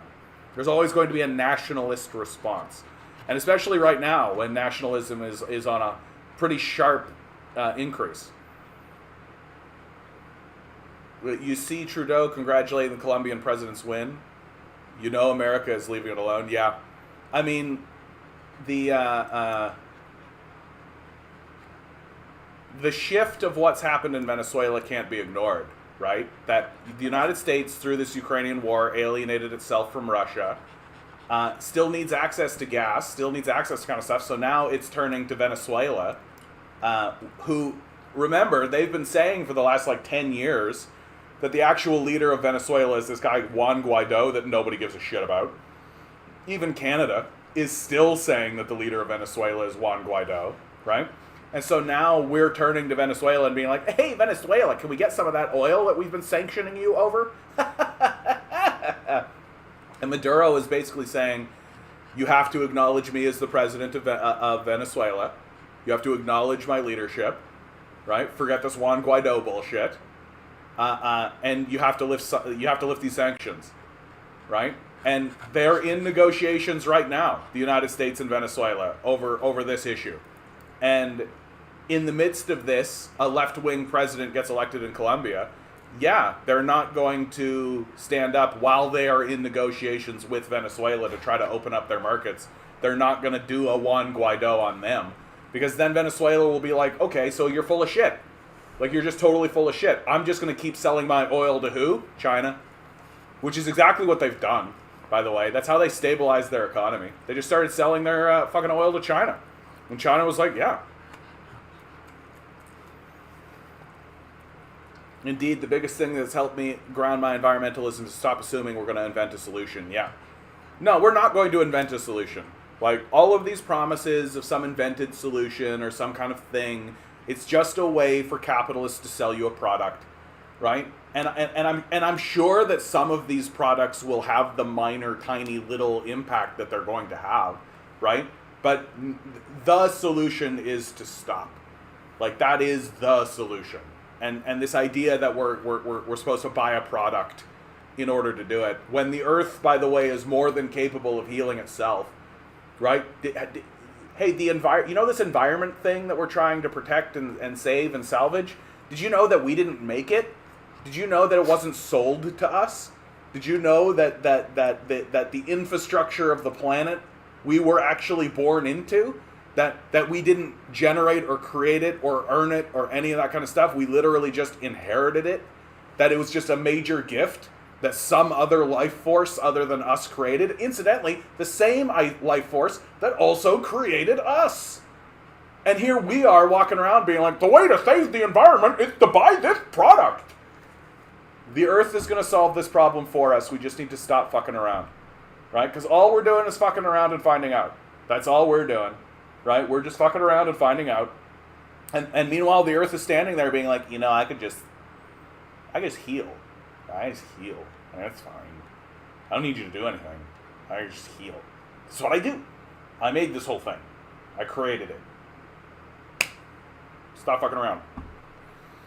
I've heard a former socialist being pro-monarchy recently, so I really couldn't say. Yeah. Everything's fucked up right now. I've heard Americans argue that individuals should be allowed their own nukes. Yeah, dude, imagine, hey Barnabas, how you doing, bud? Can you imagine? Just everybody has a nuke. I got my nuke right here. Makes me feel safe. I got my nuclear bomb right here. This is Bessie. My nuclear bomb makes me feel safe from my neighbor who's also over there with his nuclear bomb. Tom, you better not be thinking about launching that nuclear bomb. Launching my nuclear bomb at you. Oh, well, Bessie, I love you. I love you, Bessie.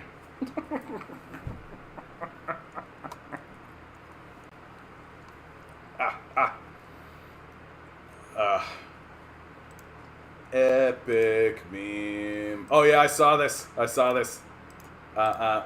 This is a good one actually. Open this up. This one's from Barnabas. Right? California, 2010. China. I should build a high-speed rail system. China. I should build a high-speed rail system. 2012. Elon Musk. No, cancel it and make a hyperloop instead. China. 2015. Nothing. China. 8,000 miles built. 2018. Nothing.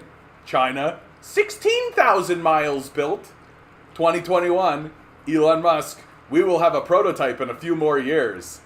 25,000 miles built.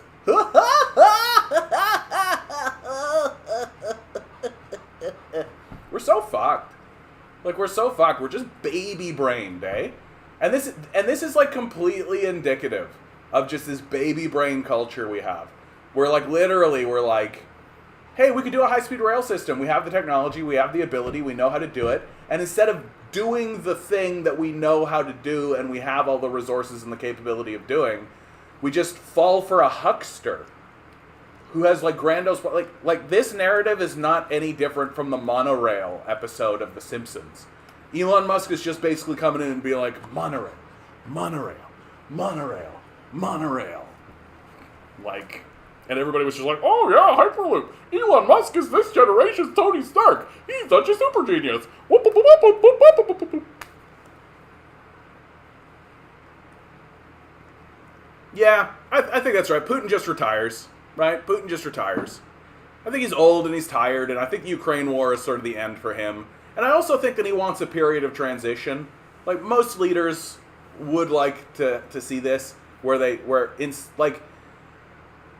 I think it's widely recognized, even within Russia, that the big error of a lot of previous leaders, someone like, let's say, Stalin, was that he didn't really do much to sort of facilitate a transition. He literally just died.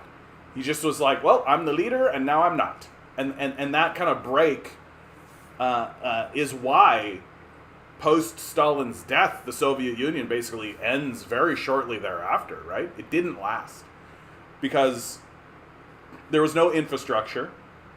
Stalin didn't really work to transition to a leader who is actually going to continue the journey in a successful way. Moses should have been nicer to that rock. Yeah, that's right, dude. That's right. I know that story. Just tells you, man, God's a bitch. He's going to do that shit to you. True, but I don't see the oligarchs being unified either. They weren't really before. More so now, though. But oligarchs, while oligarchs are self-interested, their self-interest is the thing that unifies them, right? That they exist as a class on a simple unifying principle of more money for us, right? And sure, there's going to be little backbites, and sure, there's going to be all this kind of stuff, but as a class, they are unified on a default sort of a level, right? That they all understand intrinsically that as long as this arrangement is maintained, this arrangement of there is an oligarchy and that is acceptable, and that's the unifying principle more than anything, that we at base need to maintain the oligarchy, and that's what keeps them on a unified sort of a level. As long as the working class remains disunified in the way that it is, then they can do that. Stalinist is a liberal term. You don't see it once in any writing during Stalin's time. Stalin would have called himself Marxist-Leninist. That's true.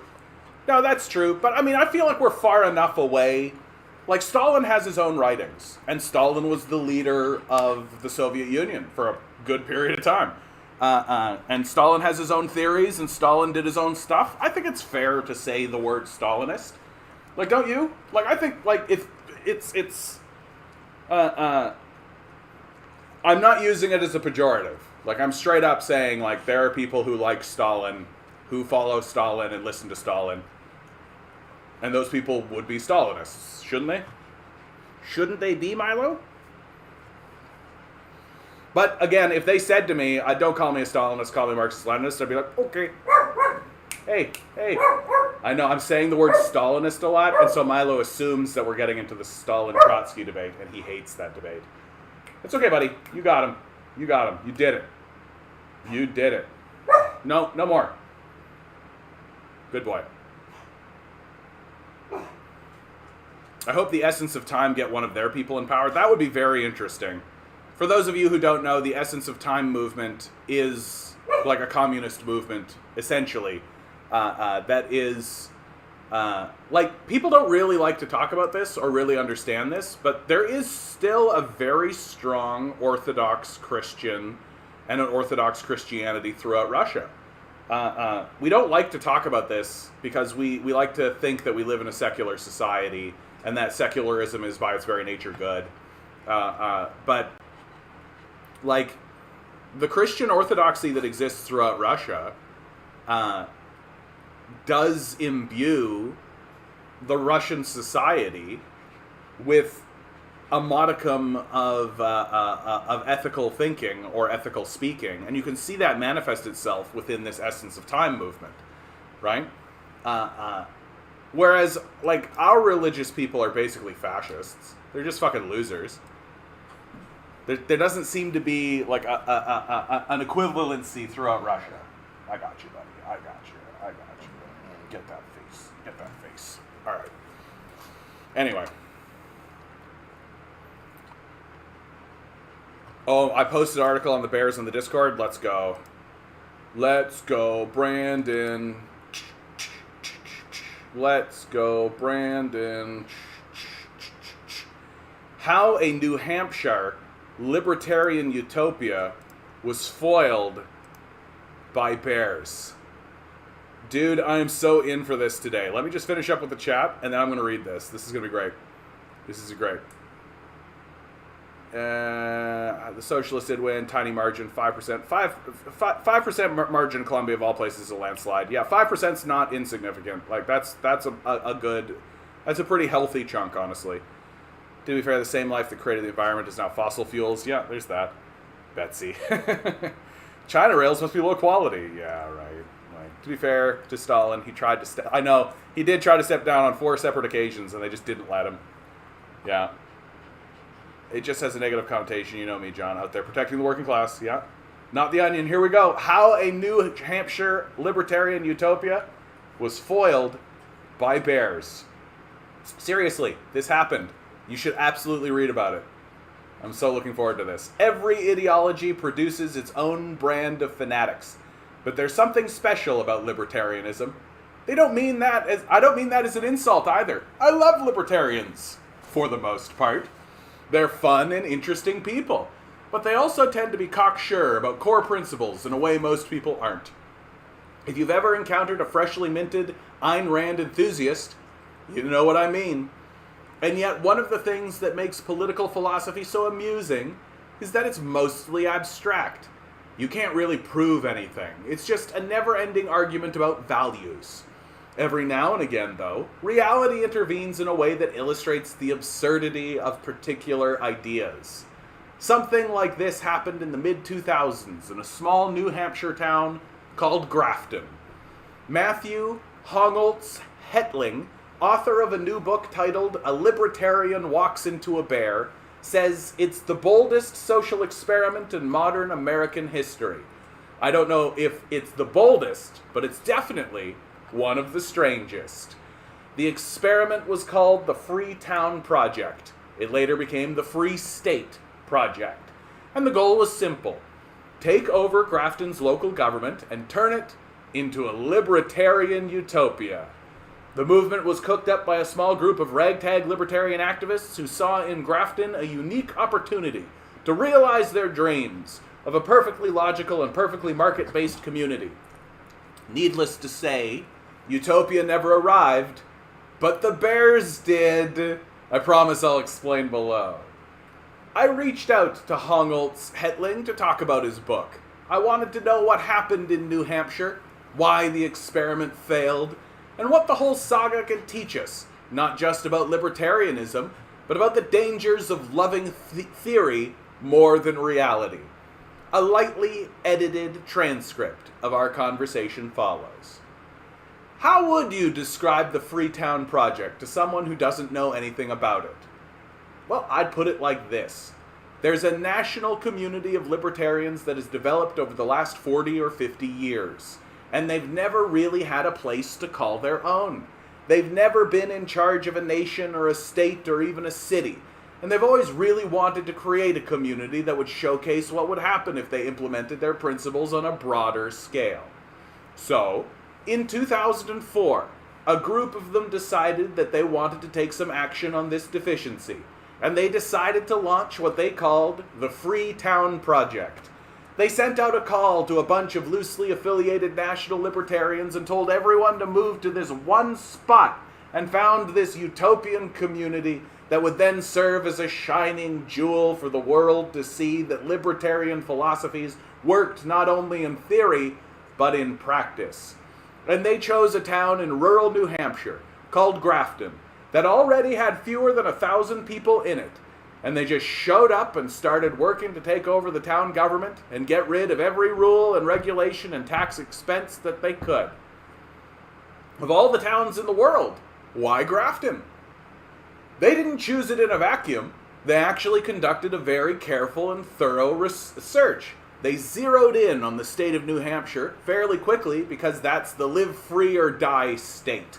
They knew that it would align well with their philosophy of individualism and personal responsibility, but once they decided on New Hampshire, they actually visited dozens of small towns, looking for that perfect mix of factors that would enable them to take over.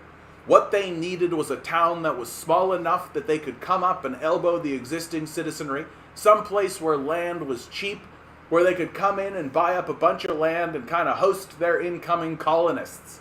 And they wanted a place that had no zoning, because they wanted to be able to live in non-traditional housing situations and not have to go through the rigmarole of building or buying expensive homes or pre-existing homes. Wait, what do you mean by non-traditional housing? As the people of Grafton soon found out, a non-traditional housing situation meant a camp in the woods or a bunch of shipping containers or whatever. They brought in yurts and mobile homes and formed little clusters of cabins and tents. There was one location called Tent City, where a bunch of people just lived in tents from day to day. They all united under this broad umbrella principle of personal freedom, but, as you'd expect, there was a lot of variation in how they exercised it. What did the demographics of this group look like? Are we talking mostly about white guys or Ayn Rand bros who found each other on the internet? Well, we're talking about hundreds of people. Though the numbers aren't all that clear, they definitely skewed male. They definitely skewed white. Some of them had a lot of money, which gave them the freedom to be able to pick up roots and move to a small town in New Hampshire. A lot of them had very little money and nothing keeping them in their places, so they were able to pick up and come in. But most of them just didn't have those family situations or those 9-to-5 jobs. And that was really what characterized them more than anything else. And how did they take over the local government? Did they meet much resistance?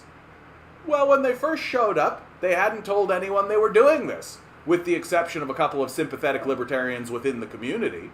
And so all of a sudden the people in Grafton woke up to the fact that their town was in the process of being invaded by a bunch of idealistic libertarians. And they were pissed. They had a big town meeting. It was very shouty, very angry town meeting, during which they told the Freetowners who dared to come that they didn't want them there and they didn't appreciate being treated as if their community was an experimental playpen for libertarians to come in and try to prove something.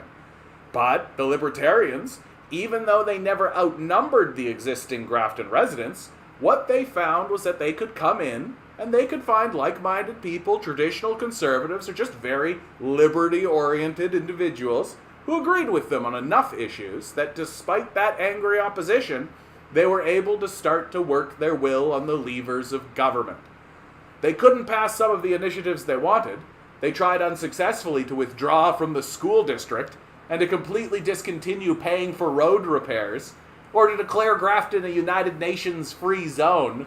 Some of the outlandish things like that. But they did find that a lot of existing Grafton residents would be happy to cut town services to the bone. And so they successfully put a stranglehold on things like police services, things like road services and fire services, and even the public library. All of these things were cut to the bone. Well, then what happened over the next few years or so? By pretty much any measure you can look at to gauge a town's success, Grafton got worse. Recycling rates went down. Neighbor complaints went up. The town's legal costs went up because they were constantly defending themselves from lawsuits from Freetowners. The number of sex offenders living in the town went up. The number of recorded crimes went up. The town had never had a murder in living memory, and it had its first two, a double homicide over a roommate dispute.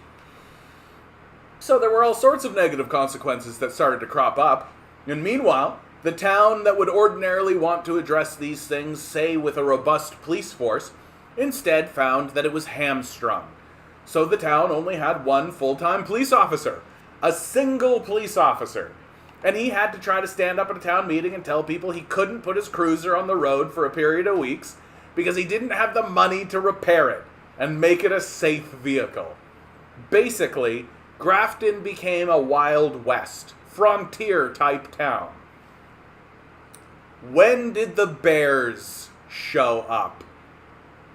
It turns out that if you have a bunch of people living in the woods, in non-traditional living situations, each of which is managing food in their own way and their waste streams in their own way, then you're essentially teaching the bears in the region that every human habitation is like a puzzle that has to be solved in order to unlock its caloric payload. And so the bears in the area started to take notice of the fact that there were calories available in houses. One thing that the Freetowners did that encouraged the bears was unintentional, in that they just threw their waste out how they wanted. They didn't want the government to tell them how to manage their potential bear attractants. The other way was intentional, in that some people just started feeding the bears just for the joy and pleasure of watching them eat. As you can imagine, things got messy, and there was no way for the town to deal with it. Some people were shooting the bears, some people were feeding the bears. Some people were setting booby traps on their properties in an effort to deter the bears through pain. Others were throwing firecrackers at them. Others were putting canned pepper in their garbage. So when the bears sniffed their garbage, they would get a snout full of pepper. It was an absolute mess. No, we're talking about black bears specifically. For the non-bear experts out there, black bears are not known to be aggressive towards humans, but the bears in Grafton were different. Bears are very smart, problem-solving animals.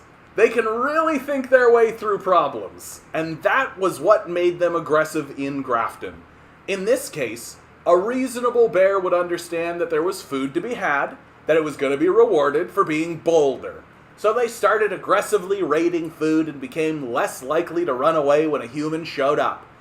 There are lots of great examples in the book of bears acting in bold and usually aggressive manners, but it culminated in 2012, when there was a black bear attack in the town of Grafton. That might not seem that unusual, but in fact, New Hampshire had not had a black bear attack for at least 100 years leading up to that. So the whole state had never seen a single bear attack, and now, here in Grafton, a woman was attacked in her home by a black bear. But then, a few years after that, a second woman was attacked. Not in Grafton, but in a neighboring town. And since the book was written and published, there's actually been a third bear attack. Also in the same little cluster and in the same little region of New Hampshire. And I think it's very clear that unless something changes, more bear attacks will come. Luckily, no one's been killed, but people have been pretty badly injured.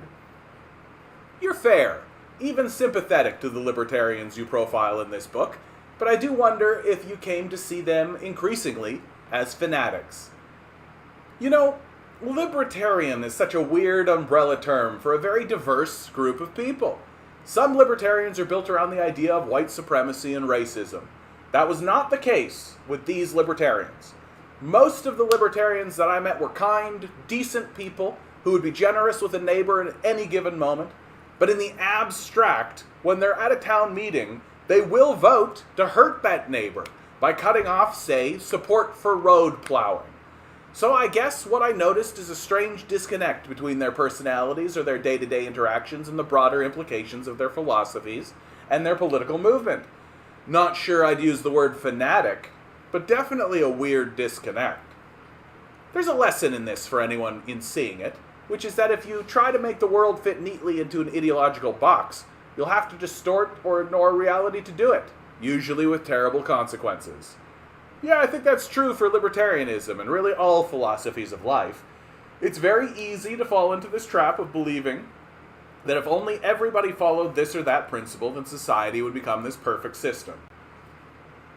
Did any of the characters in the story come to doubt their libertarianism as a result of what happened in Grafton? Or was it mostly a belief that libertarianism can't fail, it can only be failed?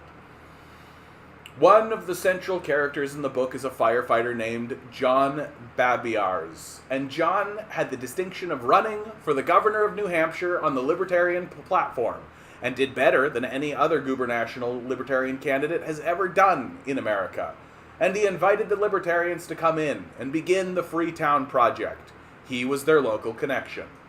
But by the end of the project, sometime in 2016, he had really drawn some distinctions between himself and many of the extremist libertarians who came to town. He still considers himself to be libertarian, and a very devout one at that, but by the end of the project, he was at odds with most of the other libertarians. And it shows that until you actually have a libertarian-run community, it's very hard to say what is or what it will look like.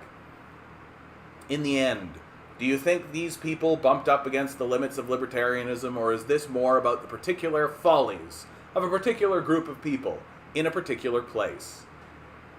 I think they bumped up against the follies of libertarianism. I really do think that there is a hard wall of reality that exists that's going to foil any effort to implement libertarianism on a broad scale. And I think if you gave a libertarian the magic wand and allowed them to transform society the way that they wanted to, it wouldn't work the way they imagined. And I think it would break down, just as Grafton did. Maybe that's the lesson. Dude, what a brilliant story. What a brilliant story, dude. A libertarian walks into a bear. The utopian plot to liberate an American town. And some bears. The real reason we don't let libertarians make their own communities is because we have a national child protection laws. Yeah! So is this just an ideology of mass irresponsibility? Yeah.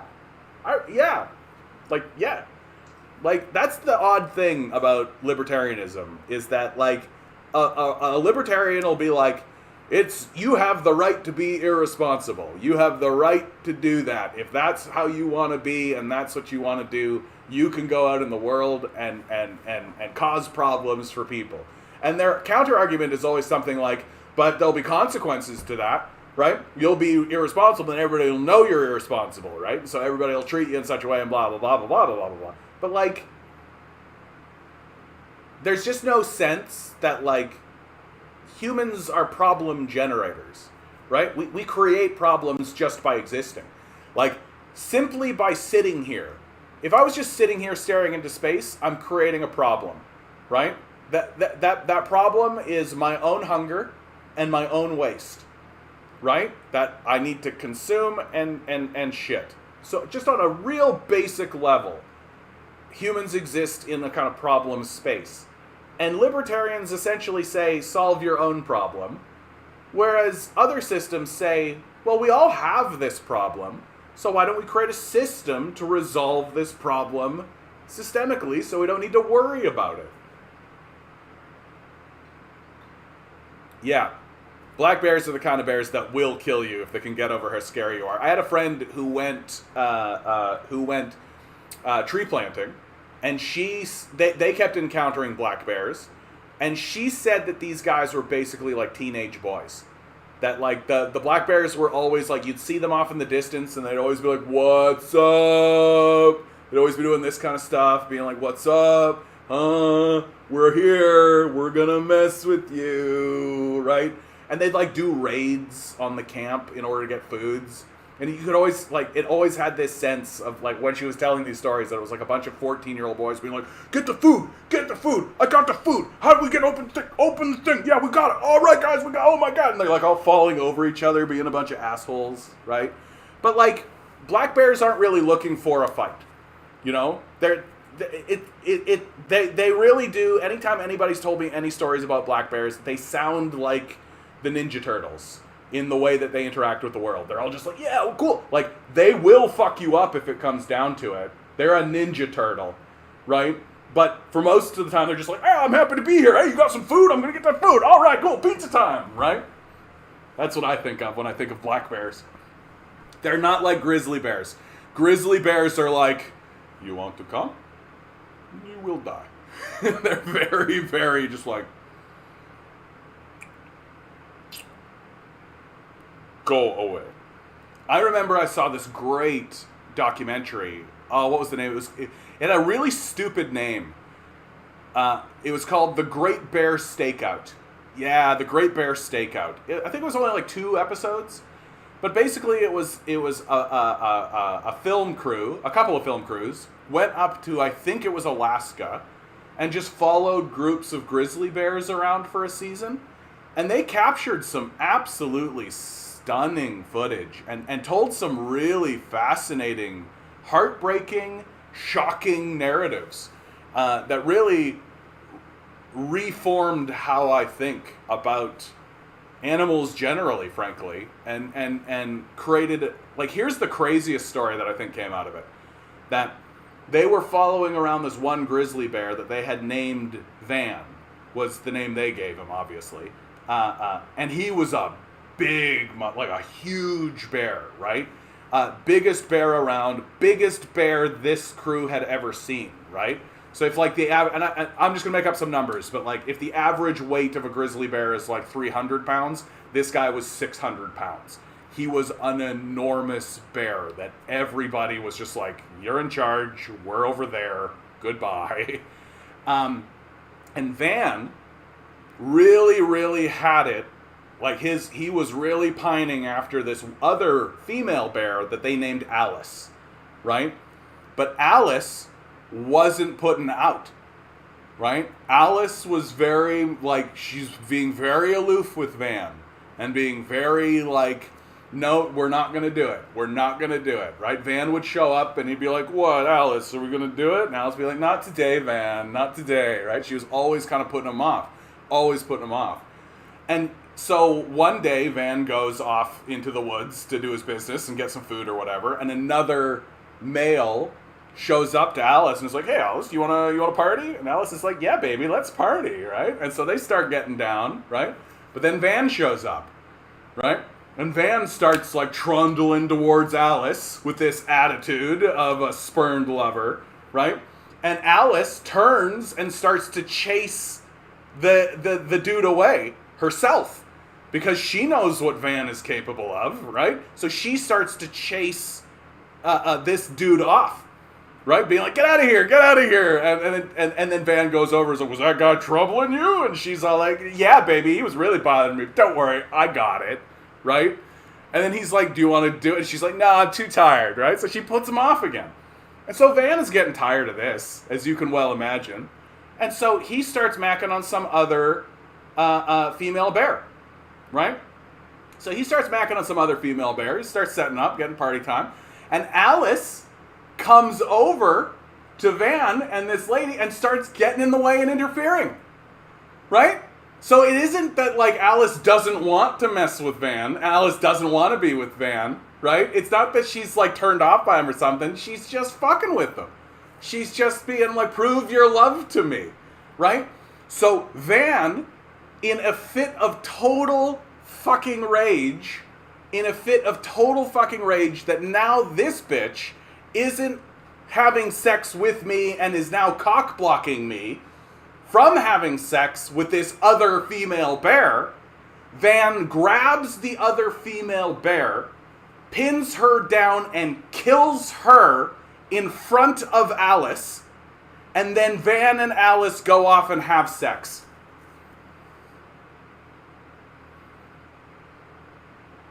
I remember watching that and just being like, what the fuck did I just feel like I just watched two psychopaths negotiate like a blood pact. Van grabbed the female bear that he was trying to have sex with, not Alice, the other one, pins her down, and rips her fucking throat out in front of Alice, and then the two of them go and have sex.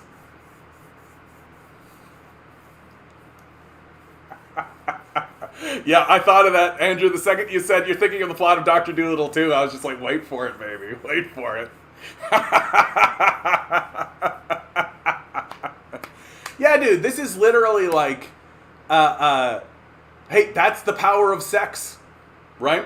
That's what pent-up sexuality will do. You think these incels are blowing themselves up for nothing?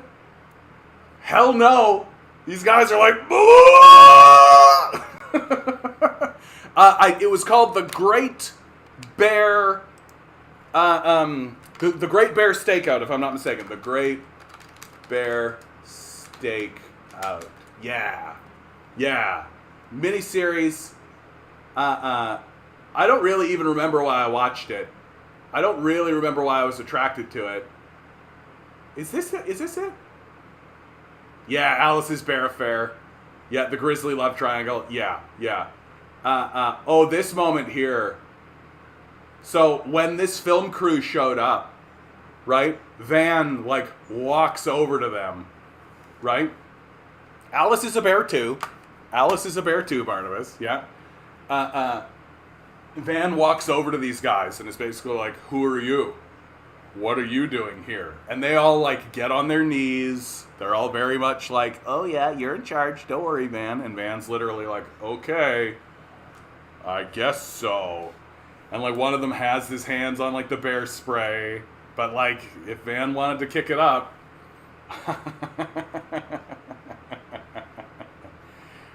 bear on bear crime, dude. For sure, dude. Like, and like, bears are weird, man. Like, I really got the sense, like,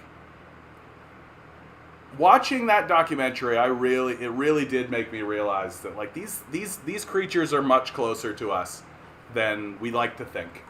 Really. Like, and as I've grown up and as I'm seeing more and more, like, I'm just like, how different am I from a bear? If I was living by myself out in the wilderness, right, fending for myself in that way, I might have that same kind of attitude. Like, all the bears lack is the ability to articulate abstract thoughts to one another, right? And if the bears could figure out how to, like, build shelters and stuff, we'd be in real trouble, I think. Yeah, we should put bears in charge of corporations, then we'll really be making profits. Yeah. Yeah. No, man, it reminds me, like, there was this one great story that I saw. I don't even remember where I saw this, but... So, in like a research facility, like not a research facility, but just like one of these like marine land style places, right, where they do research with animals. The researchers come in one day, and they take a look, and there's a light, a red light it's like a security light that's been busted. And they're like, how the hell did that happen? We closed this place up. It's got a security pin code, right? How the hell did this light break? And so they take a look at the footage.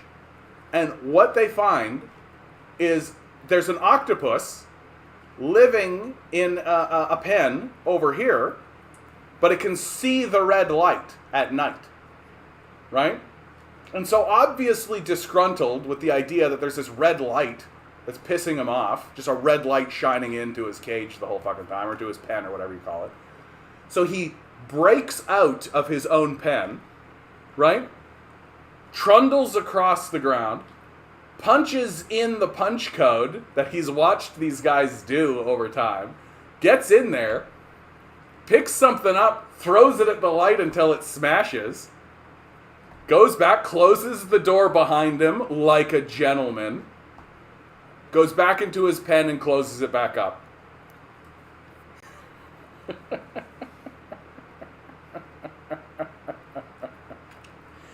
These creatures are as smart as we are, man. They're as smart as we are. We just have the ability to articulate abstract thoughts to one another, and then manifest those thoughts. You can't prove your love to a woman without mind-numbing coitus. Don't fall for the "do you love me" trick by trying to answer in words. You can't say mind-numbing sex on this stream. Grinning.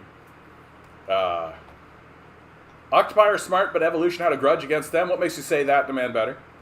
Dolphins are supposed to be the smartest animals. Yeah, I think crow and octopi are the next smartest. Yeah, look, the only thing that keeps us above these other animals, right, is that while crows and octopi and dolphins can be as intelligent as we are on an individual basis, we have the ability to abstract thoughts in a way that they don't, right? And even if they do, so like you think dolphins, like maybe dolphins are having big, long philosophical diatribes with one another. And maybe they are entering abstract spaces. Well, you know what they don't have? The ability to interact with their surroundings in meaningful ways, right? They can't make a tool and then get a hammer and then make a thing, right? Like, so we seem to have three traits, in my view, that create a unique creature. And you can find these traits amongst other creatures, or you can theoretically believe them on individual bases.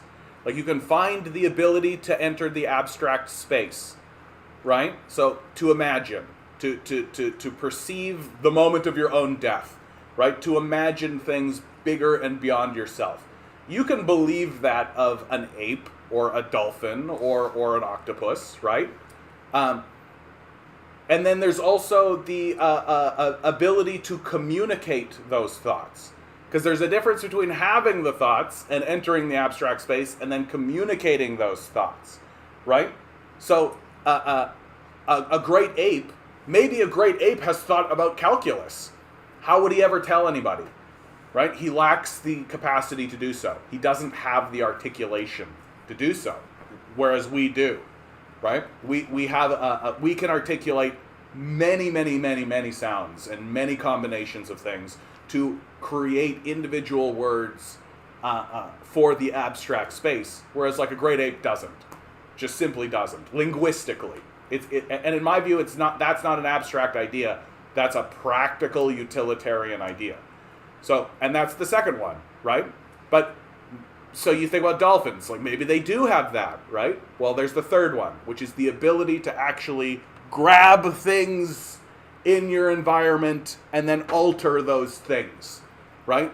And that's how we manifest, that's how things get manifest from the abstract space into the real world. We have those three characteristics in that combination. And it's perfectly believable that other species will also manifest those qualities through time, right? Like, I keep saying great apes, and the reason I say great apes is because they're very similar to us, right? They've got the thumbs, they have imaginations, right? The only thing that's holding them back is their articulator. That if suddenly they were able to articulate these ideas amongst one another and create a language that persisted over time, they could end up where we are. For sure. For sure. Have you heard of Ken Allen, the orangutan? Yeah, that was the orangutan that learned sign language. Is that right? Like, that was another... No, I'm thinking of Coco. I don't think I've heard of Ken Allen.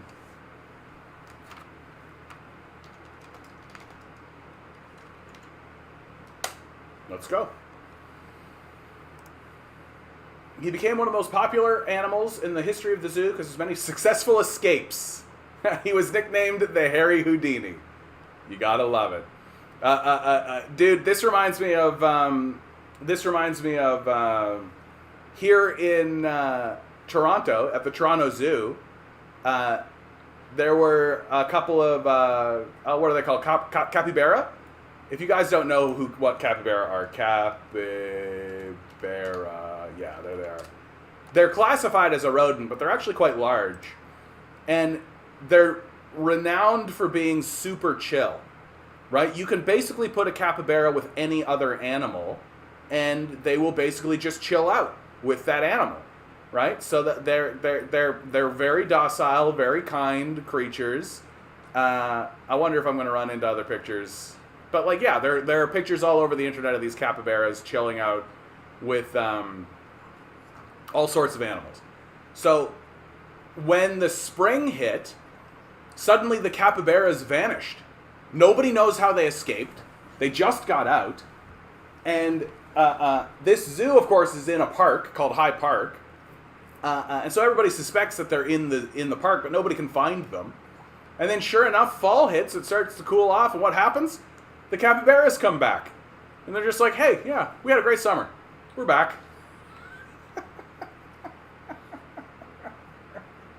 I suspect it's pretty much the similar. Ken Allen was born in captivity at the San Diego Zoo in 1971. In 1985, he gained worldwide attention for a series of 3 escapes from his enclosure, which had been thought to be escape-proof. During some of his escapes, his female companions joined him. Yeah, you got to do that, Ken. Good for you, Ken. Ken's ability to outwit his keepers, as well as his docile demeanor during his escapes, resulted in fame. He had his own fan club, was the subject of t-shirts, bumper stickers. Most reading Free Ken Allen. A song, The Ballad of Ken Allen, was written about him. Oh, he developed prostate cancer and was euthanized in 2000. He was 29 years old. God bless you, Ken Allen. Keep fighting the good fight, Ken Allen. You got to admire this spirit. You got to admire this spirit. During his 1985 escapes, first on June 13th and again on July 23rd, and finally on August 13th, Ken Allen peacefully strolled around the zoo looking at other animals. Ken never acted violently or aggressively toward zoo patrons or animals. Zookeepers were initially stumped over how he had managed to escape. Zoo staff began surveillance of his enclosure to try to catch him in the act, only to find that he seemed to be aware that he was being watched. This forced zookeepers to go undercover, posing as tourists to learn Ken Allen's escape route. But the ape was not fooled. Moreover, other orangutans began following Ken Allen's lead, escaping from their enclosure. Zoo officials eventually hired experienced rock climbers to find every finger, toe, and foothold within the enclosure, spending $40,000 to eliminate the identified holds. Time in 2011 listed Ken Allen's story as one of the top 11 zoo escapes. Yeah, he couldn't escape his mortality. That's right. That's right. Went out like my grandpa. Prostate cancer. What are you going to do? Right? What are you going to do? Ken Allen. The greatest among us. I hope you're up there with Jesus, Ken. He's escaping pens with Jesus now. I love this dude. I love anytime animals escape from pens or like attack their, like when what was that killer whale? Killer whale attacks human. No. There was a trainer warns of more SeaWorld killer whale attacks on humans. Anytime I hear this of like these orcas fucking up their trainers and stuff, I'm like, fuck yeah. Like, fuck you. I've seen the conditions that they put these animals in. Fuck you. Get fucked. I'm completely on the side of the animal. Anytime the animal like lashes out of his pen or something, manages to fuck any of these guys up, I'm like, yeah, get completely fucked. I remember, like, I went to not SeaWorld, Marineland, right? Just a total fucking abomination as far as I'm concerned. Went through the deer pens in Marineland, and all the deer are big and fat and lazy and just laying around, and there's like 30 to 50 deer in a pen that's supposed to be for like 3. And you can go in and feed them, and when you have your food, they all like swarm around you. And it's like funny for a minute, but then you realize how fucking sad it all is. And I'll never forget how I went to a bear pen, and again, there's like 30 bear in a pen made for maybe 5, right?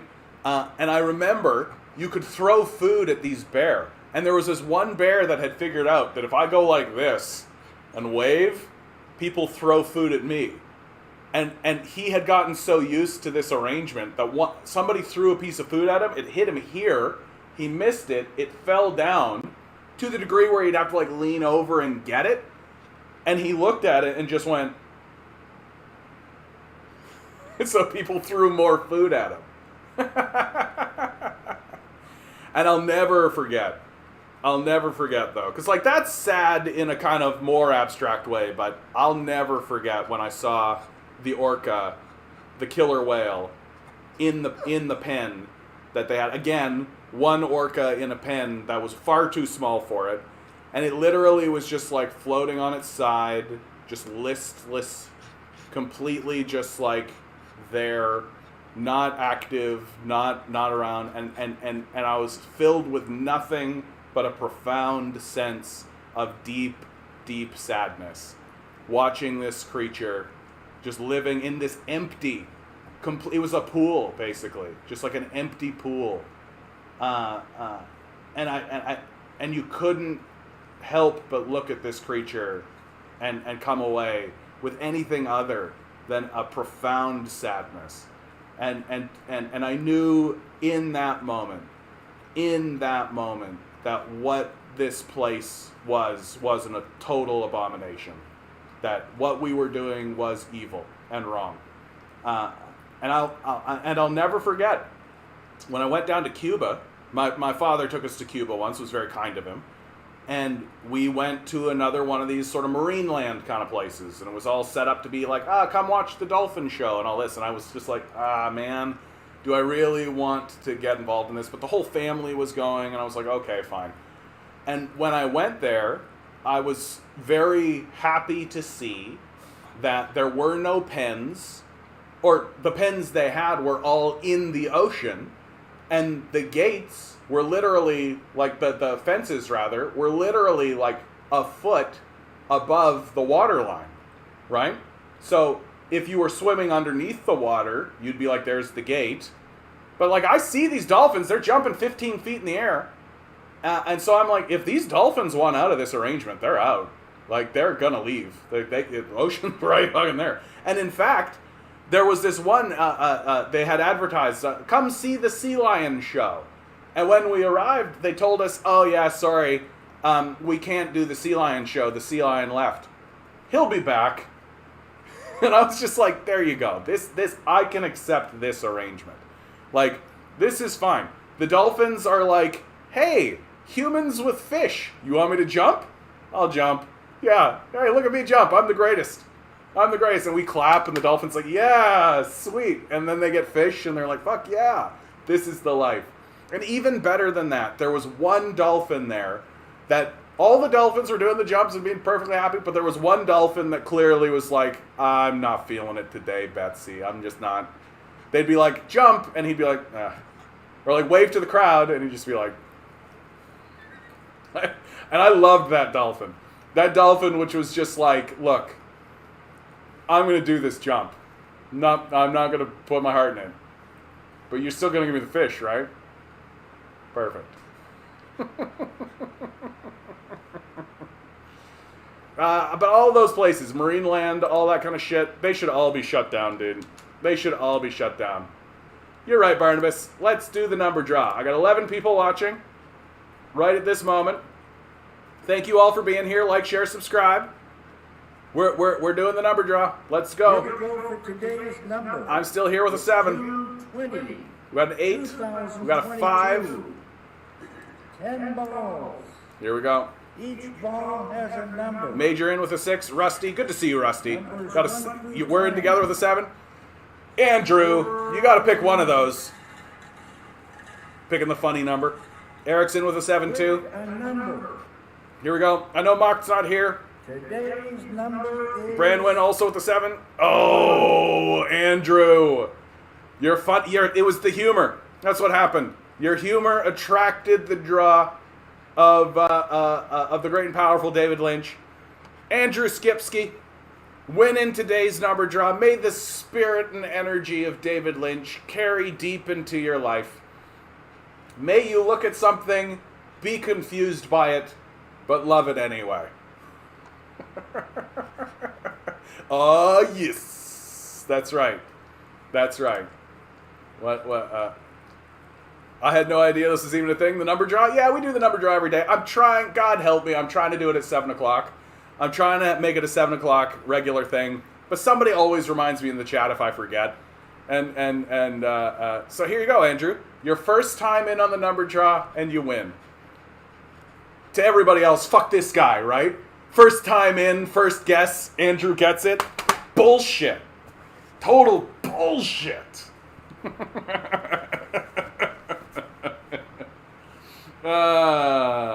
I've been pulling for that 7 for like weeks now. I've been pulling for that 7 for weeks now, man. Come on. Come on.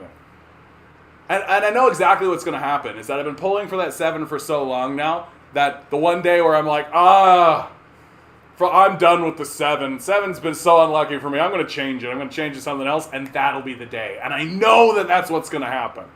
So I got to just stay on the 7. I've got to die on the hill. I've got to die on the 7 hill is what has to happen. Ugh. I love this. Okay, so we got about a half hour left on the show. Let me just do a rapid fire here. Let's just do the rapid fire. Great article, by the way, Eric. Thanks so much for sharing that, bud. All right. Rapid fire. Michael Hudson, the new Atlas. Trudeau promises to continue timing Canadian laws with American tragedies. That one's from the Beaverton. God bless you. The Beaverton. Nailing it, as always. Trudeau is shirking Canada's inflation fight. This is coming from Scotiabank, actually. So, economists at the Bank of Nova Scotia fired a shot across the bow. What was their criticism? The output losses that the Bank of Canada must engineer to rein in inflation are falling disproportionately on the private sector, said the report of the Nova Scotia chief economist. Right? In effect, high levels of fiscal spending will necessitate an unnecessarily large crowding out of private spending. Less government consumption would lead to a lower path for policy rate and take some of the burden of adjustment away from the private sector, right? So just like, you got to jerk the private sector off, right? That's what the Bank of Nova Scotia is saying. Bank of Nova Scotia is like, the reason why there's inflation is because of all the big government spending, and so the thing to do is to stop that government spending and then just let the private sector take over, right? Don't actually tax the wealth away from the billionaire class like you're supposed to, right? Raise those interest rates so that they can buy up a bunch of cheap assets from the middle-class Canadians they bankrupt, right? Did I read this? Yeah, I read this. We all saw this. Manitoba heat wave breaks temperature record set in 18 88. Get ready for the wildfires. Get ready for the wildfires. This place is burning down.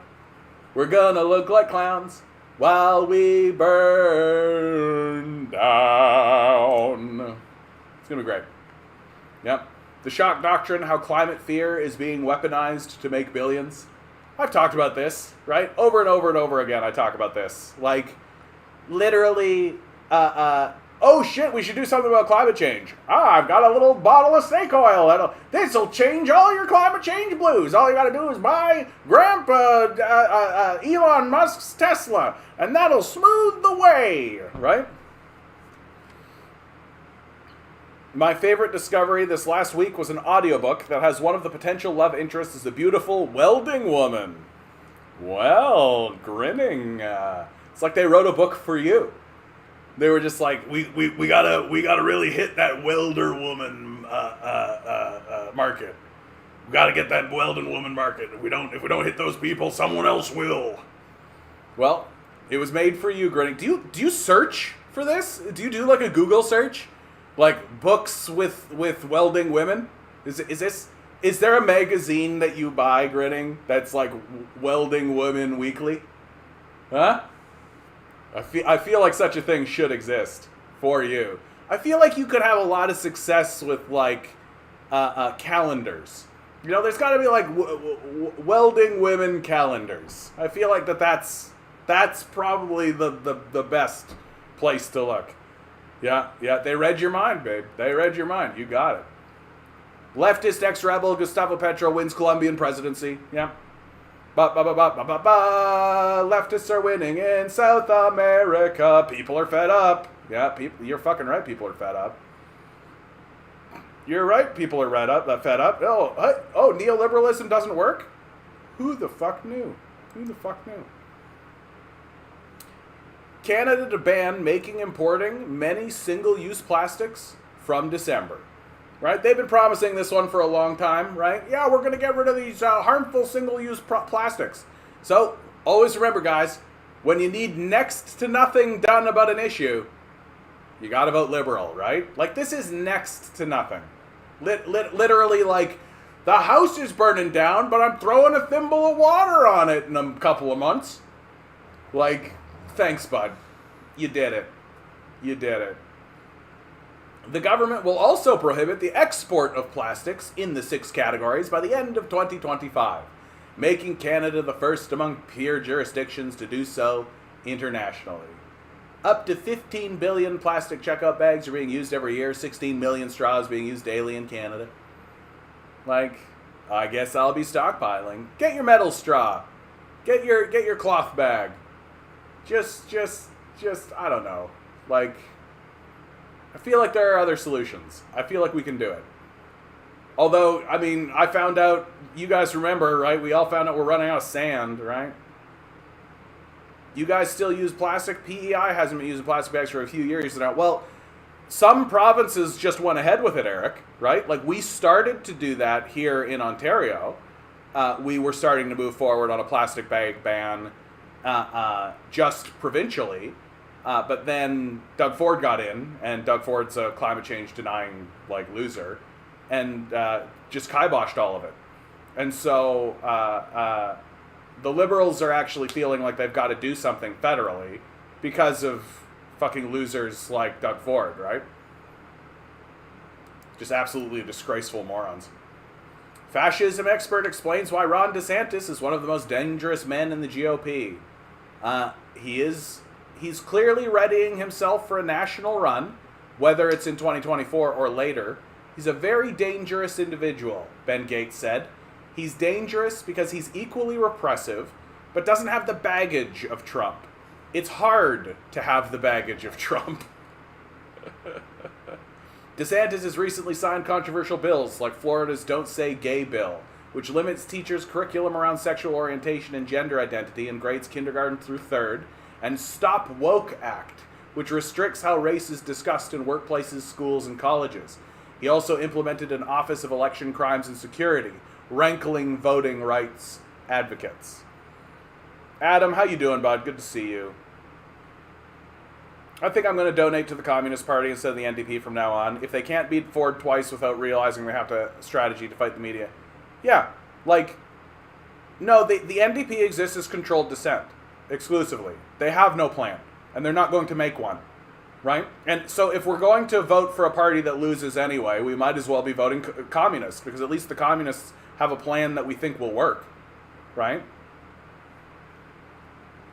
Adam, wait, if we stop using plastic, and plastic is being considered as replacement for sand, how are we going to build anything that isn't just wood or bamboo? Yeah, dude.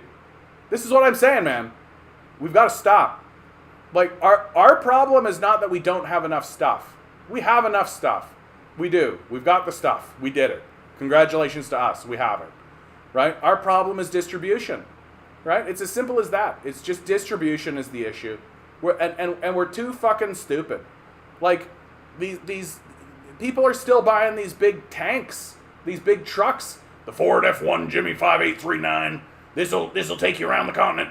You'll go around the continent 3 times in a row. You spend $500 million on a barrel of gasoline just to fuel this thing for a 1-mile trip. Like, we're literally burning gas so assholes can drive around big giant tank-sized trucks. When we haven't actually gotten our agricultural system off of this fossil fuel. Like, we need a war economy. Like, we need it. It's not a question anymore. We're not going to resolve this issue through free market. We're not going to resolve this issue by being like, well, when the prices change and people move over to another alternative and they'll buy a different product. This isn't a problem that can be solved by buying a product. Quite the opposite. That the solution is actually, don't buy products. Don't buy it. Don't buy in. Like, these people are frauds. They're complete and total frauds. They don't care about solving the problem. They care about making money. That's what's happening. And we've got to actually say this out loud, on repeat, ad nauseum, forever. We are being grifted by salesmen to buy products we don't need. It is not different than the Simpsons monorail episode. We don't build stuff to reuse them like through recycling process. Rather, we want everything brand new. High gas prices will expose the poor planning of being an entire continent around every individual opening a car. Yep. Donate to the Communist Party. Aren't they having a problem with a sexual harassment issue that isn't being resolved very well? Oop, I'd like to see a source on that. That would be news to me. I'm pretty skeptical about news like that because our mainstream media has every incentive to try to disavow communists, right? So I get pretty leery-eyed when I start hearing that kind of thing. Canada, hell yeah, brother. Hell yeah, brother. Caitlin Johnstone, an actual, a real hero in my mind. The Guardian churns out embarrassingly awful empire propaganda. It's like, just to remind you guys, like we know, right? Russia-backed network of Syria conspiracy theorists identified, which was then hastily edited to network of Syria conspiracy theorists identified. Yeah. Like, of course we know that the Guardian operates on behalf of the empire. This is one of the things that I find very interesting about what's happening right now. And you can see this a lot. You can see this a lot. You can see that... Adam, you make me lose my train of thought. How dare you, sir? You can see that these places are allowed to speak domestically fairly openly, right? Like the Guardian, for example, is allowed to speak about domestic issues with some freedom. But when it comes to issues of empire, right, you've got to be right on line with what the empire says. And I love this line, right? In reality, the Guardian is no less propagandistic than the Murdoch press, and is frequently more destructive due to its ability to market right-wing horrors to an unsuspecting demographic who otherwise wouldn't buy what they're selling. It pushes the same agendas, and it serves the same empire. The Guardian is just Fox News for people who eat organic produce. Humbling, right? Humbling. Just always remind yourself It's all propaganda, baby. It's all propaganda. Who's benefiting? It's coming from within the party. Apparently JW has been accused. I'll look into it, Adam. I'll look into it, bud. What organization doesn't? It's about improving the left organizations available to us, not ditching any of them. I think that's also true, Demand Better. Like, we can't let an issue like this derail everything, right? Donating to the Communist Party now rewards their poor handling of sexual assault accusations. I mean, even if it's true, Adam, I gotta tell you, even if it's true, like, it's not enough. It's not enough to deter me, right? It isn't. So, sorry, dude. Like, we have enemies. We have big, scary, Nazi-level enemies. I'm not going to abandon a party because they, stumbled over a sexual assault issue. Like, I'm not. Straight up. Make it the worst possible story you can. Is it worse than the shit we're seeing coming out of the conservatives and the liberals and the NDP? No, not by a lot. Not by a lot. Is it unfortunate? Yeah, obviously, and I wish it didn't happen, but. I like this gets into the issue of like the moral purity shit. Like it's never gonna be pure. It's just never gonna go down that way. You gotta pick which ship you're gonna go down on. The communists ran mostly in ridings where their presence wouldn't deliver the cons a seat, which is great electioneering. Yeah. Man, is the BC Eco-Socialist Party still a thing? Look them up. Yeah. Begami's bad. Just like how China bad. Thanks, Ligandes. That is the scathing critique that I have come to expect from you, sir. Yeah, Facebook hasn't been active in a year. Yeah. I haven't heard any of that at all. So you have any source about the SA case with the communists? Yeah, I mean, why don't we just look it up? Who's the main player here? Who's the main player here? So we've got the Communist Party of Canada. Communist Party of Canada. Sexual assault allegations.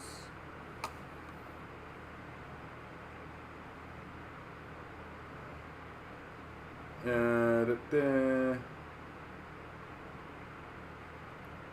mean, communistparty.ca. Women rise up.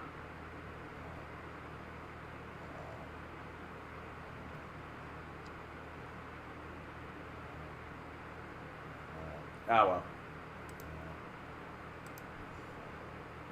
Germany fires up its coal plants.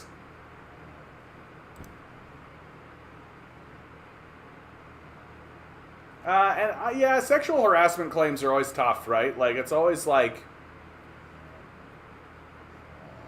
I remember one time I was in a workplace where someone I knew got accused of sexual harassment. And really what was happening is, like, he was a new kind of retailer, just getting into corporate kind of stuff. And he was starting to feel more comfortable with some of the female staff. And I think he just got a little flirtatious with somebody that he shouldn't have gotten flirtatious with. And she just didn't want that. So she drew the line, right? And this is called sexual harassment, right? And which I feel is like too harsh for what I saw and for what the story that I came out with.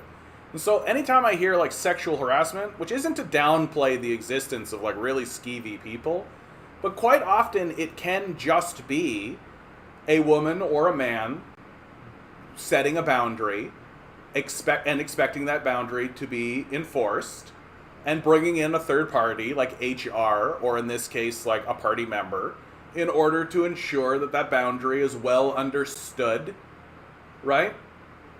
And I actually look at that and I go like, that seems fine. Like I don't think I'm gonna like lose support for anybody as they go through this sort of the travails of negotiating what is or is not an appropriate way to interact with people around them right? And my feeling is often, as long as once the boundary is set, do they abide by the boundary that's been set? And if the answer to that is yes, then that seems perfectly reasonable, right? That seems perfectly reasonable to me.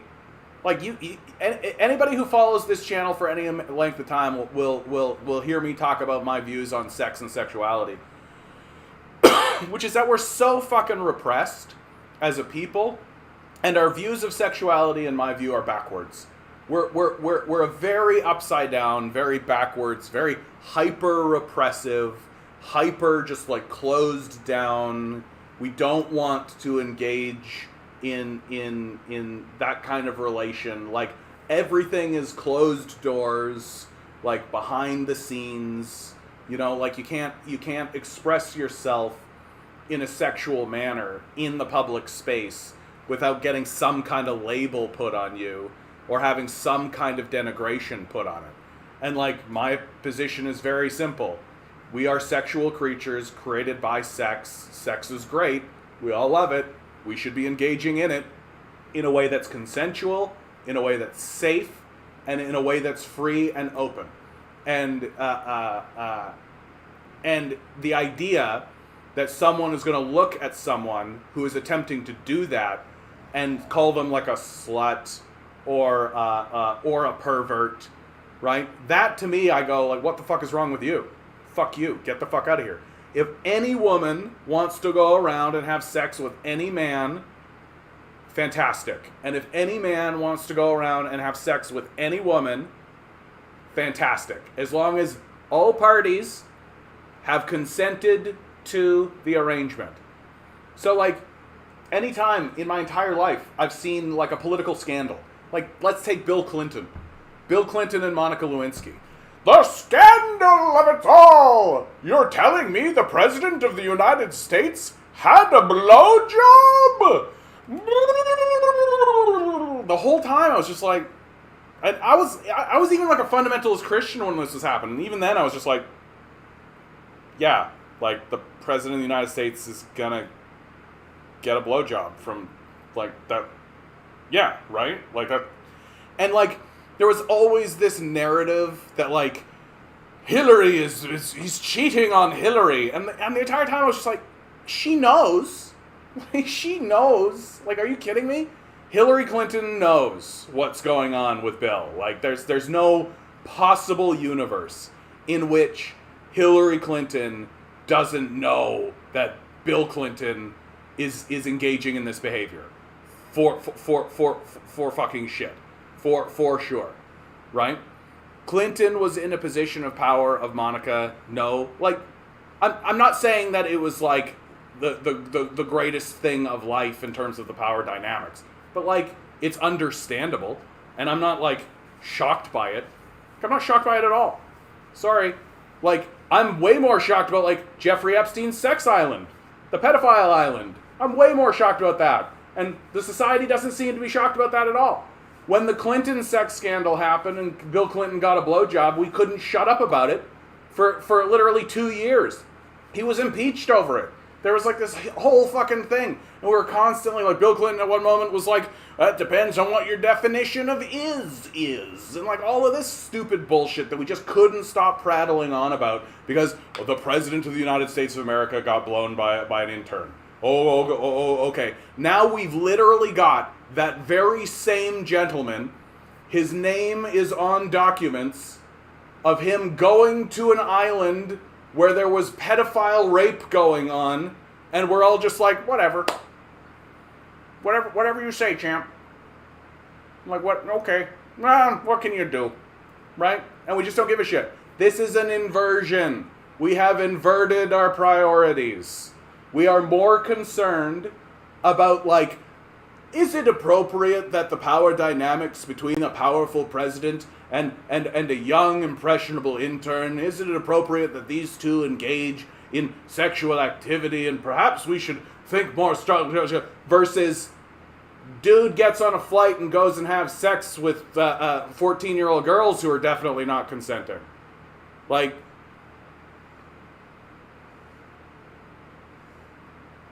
Yeah, and grinning, I think you're nailing it here, right? Like, yeah, sure, there's a power differential. Like, sure. But, like, if she says yes, and he's not, like, sending guards after her and shit, like, if it's consent, sorry, like, I understand that we really want to get hung up on power dynamics. We really do, as a people, right? We're really hung up on that kind of thing, right? But if she says yes, then I don't know what to tell you. Like, really. Like, I don't know what to tell you. Like, consent is consent. And you can wade into the gray areas and bring it all up and all that kind of stuff. And I'm always going to say the same thing, which is, isn't it weird how we spent as a culture, like, shit tons of time talking about that? We don't give a fuck about this Jeffrey Epstein shit even a little. Like, even a little. Like, we don't talk about it at all. Right? It's just kooky people on the internet who keep this one alive. Right? This doesn't even make it into, like, oh, look at the conspiracy board. Right? We've got Bigfoot and the JFK assassination. The moon landing was fake. It doesn't even get there. Right? It's completely silenced. It's completely dead. And I'm supposed to take seriously this power differential conversation? No, I don't. I just don't. Like, it seems so low on the list of things when, like, literally Donald Trump, Bill Gates, Prince Andrew, Bill Clinton are literally going to an island to have sex with underage girls who they're definitely raping. Like, I just don't care. I just don't. And to me, it's just this sign of, like, a hyper repressive, like, because I just don't think we can talk about it. Like, I don't think we can. It's too far for us. We're not grown up enough as a people to actually have a serious conversation about what it is to have these powerful people raping little girls on an island. We just can't do it. We're not there. My main concern about Bill and Monica is power differential. Yeah. They had a fling that involved phone calls and meetings. She was aware of the dynamic, though. Or she never would have saved the blue dress. Yeah. Like, but, like, look. None of that story is shocking to me. Right? Oh, a young woman finds a man in a position of power attractive. They pursue each other, near as I can see. Or if he pursues her, she's definitely interested. They engage in a sexual relationship that has these sorts of dynamics, and it explodes into the public. It's like the least shocking story I've ever heard in my life. Ever. Like, ever. Like, yeah. Don't know what to tell you. Like,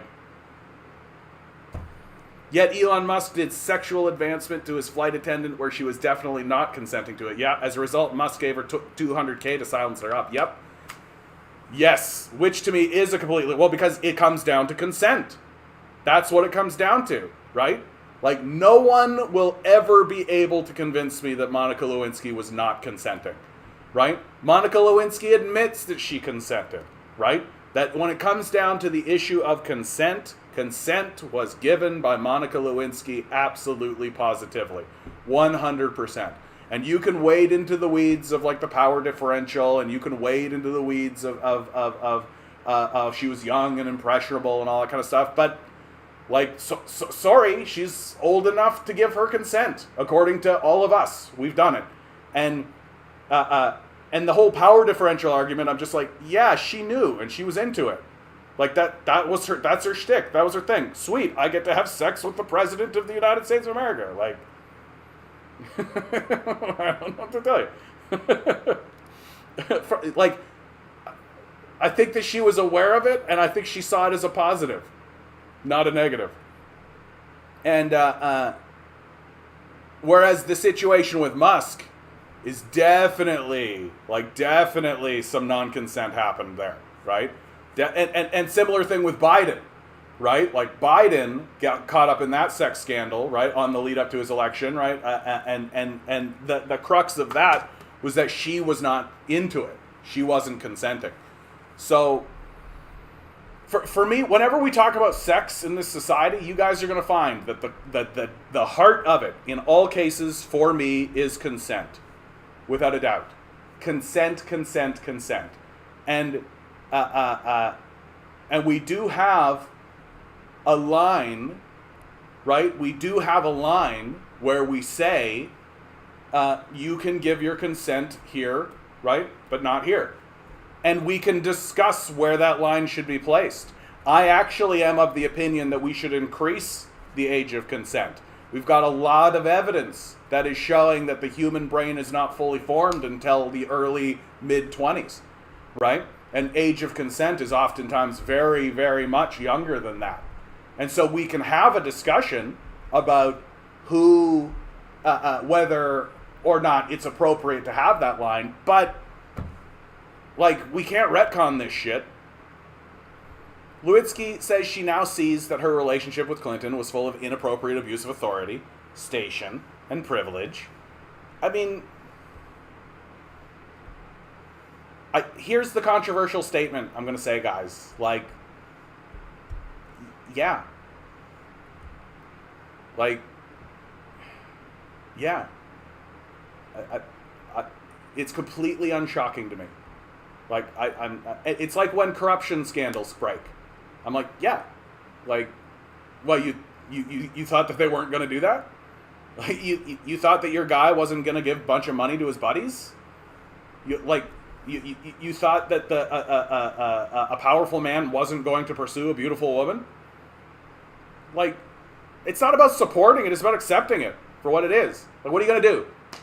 What are you gonna do? You're gonna stop voting for everybody. You're gonna stop supporting everybody, right? Like you're gonna stop engaging in society and life. You're gonna not walk out your front door. Like, but the reason why I bring up the shocking nature of it is because, like, there's way crazier stories than this. Way crazier stories than this, and we're just hung up on Lewinsky.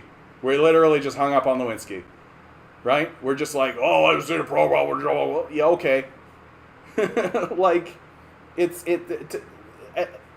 to me, this indicates the childishness of our society, right? Like, when this story breaks, you're just like, oh, like, this is impeachable? We're literally trying to get rid of the president over this? Like, yeah, like, I don't know, like, yeah, well, what do you fucking expect? Like, I just think we're living in this, like, real child space with this conversation, with sexuality general, right? Like, and to me, it just comes down to consent. And, like, they need to deal with violators appropriately. Who got violated? Where's the violation? Sorry, she consented. The thing that you could probably charge Clinton with is infidelity, of course. But that's not a crime. And honestly, Hillary probably knew about it. Right? And like, the whole conversation we're having now, right now, about this, is just all coached in fear of sex and fear of sexuality. And that people who want to pursue sex and want to pursue sexuality and pursue any of that kind of stuff, even within a power dynamic structure, are evil or bad. And that sex itself is seen as perverse or bad or wrong. Whereas, like, the truth is that if you had, like, Lewinsky saying yes, you had Bill saying yes, and you had Hillary saying yes, and you had a populace that was like, sex, okay. Like, who's the victim here? Like, does Lewinsky see that it was a mistake?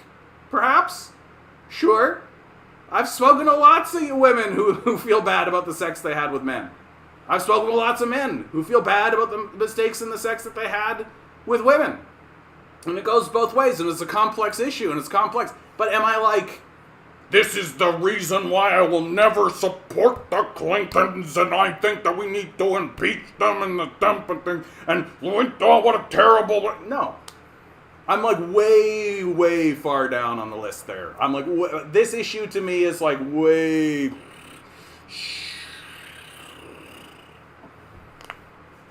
Accusations, well, I don't know anything about that story, first of all.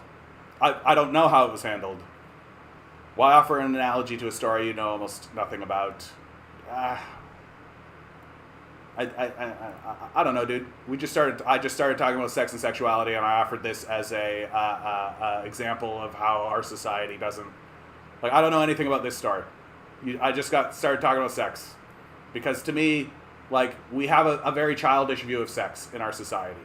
And, like, we don't seem to create... How did we get from this to that? We don't... Like... when accusations of sexual harassment come down, we don't really act like adults with it. Like, because oftentimes we... how did I get from point A to point B? I don't remember. Oftentimes we mistake simply setting of boundaries, right, for some kind of moral offense or some kind of large-scale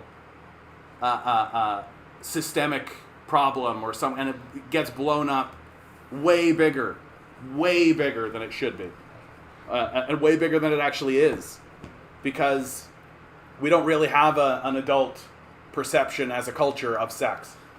That, like... Anyway. Honestly, this conversation reminds me that people should not fraternize with other people in their workplace. Yeah. I've seen people get fired for it. Right? I've just seen... straight up. Like, I've seen a person... Like, two people start getting into a relationship. I've seen two people get into a relationship with one another, and then one of them gets fired. Straight up. Like, it's pretty classic. And I wasn't really offering it as an analogy. I was just talking about sex generally in the society. Because, again, I don't know anything about this story. Like, could it be... Anyway. Nothing says solidarity with your coworkers like being close interpersonally.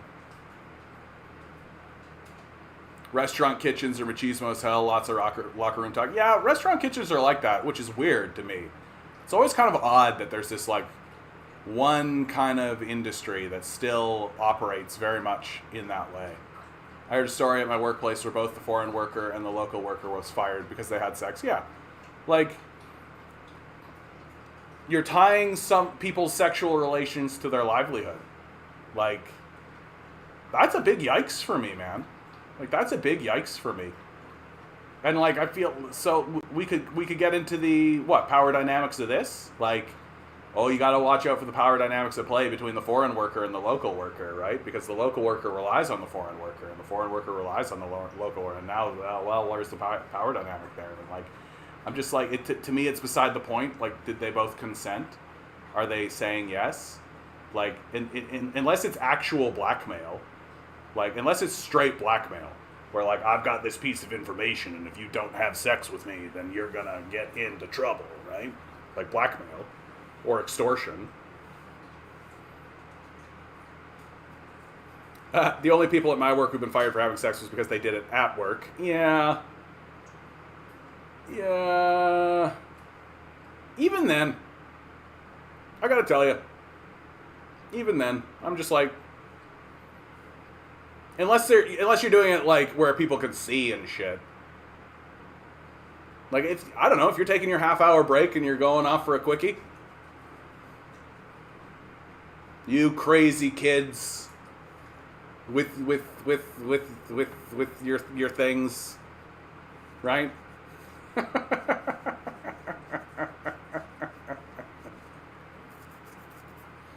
And, like, the power dynamic conversations is an interesting one to have. But I do think that the issue I've got with the power dynamic conversation is that it's a bottomless pit. Like, you can always ascribe some kind of power dynamic or power imbalance in any relationship you ever find, right? Like if a lawyer marries a Starbucks worker, right? Like you could say, well, she's only with that lawyer because of the power dynamic and the power imbalance, right? And I mean, it's like, is that true? Or if the roles were reversed, like if she was the lawyer, like he's only with her. So it's like, it's kind of like this dingy accusation that the only reason why people do things is for strictly economic or strictly this feeling of domination or submission or any of this kind of stuff. When I feel like the answer is a lot simpler, which is people get horny for one another. Like really, like that's something that we don't actually want to talk about or acknowledge. Is that like the sex drive and the sexual connection and the sexual attraction is way deeper than any kind of intellectualization that surrounds it. Like you can't, like, we can try to talk about it and we can try to articulate our thoughts on the subject, but the sex drive doesn't use language. It doesn't use English, right? It doesn't speak that way. It operates on a much deeper level. And I kind of look at that and think to myself, like, yeah, like justification and intellectualization often comes afterwards, right? It's usually retrospectively that people create justifications for their actions. And I think nowhere is this truer and more true than in sex. That a person looks at another person and goes, yes, please.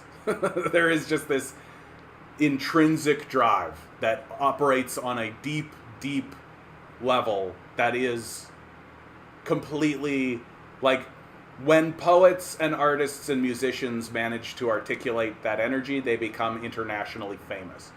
Like, it's that kind of a thing. And this is the reason why people, like, kings give up empires for this shit. There's people lose their jobs. They get fired for doing this kind of shit, right? Like, why? Why would any rational, intellectual person actually pursue any of this kind of stuff when they know what the consequences of it are? And oftentimes, the answer is, I was horny and I felt like it. And as long as there's no explicit extortion, as long as all the parties involved are consenting, I don't think that I can honestly have a serious opinion about it. Like, beyond, like, do I maybe wish that the age of consent was higher than it is? Which I actually think it should be. I actually do. But that's a whole other conversation, right? Like, I think that people should be making decisions. But, like, that's just even saying they're making the decision. Like, that puts an intellectualization onto it. Doesn't seem like there'd be any consent between JW and the apparent victim. Well, then that's bullshit, right? Like, if it's a non-consent, like, to me, that's how you convince me to choose a side on it, Adam. Like, consent. Like, if I say no and you go in anyway, get fucked for life, or don't get fucked for life. Like, if consent is, if you're broaching into the consent territory and someone says no and you continue on anyway, you're a villain. So, one of the worst villains, in my view. Like, again, though, I'd really like to see an article or a story on this, because I don't know anything. Like, I don't know anything about this story. But again, because, like, people are weird and crazy and do crazy and weird shit, and, like, we're still exploring, like,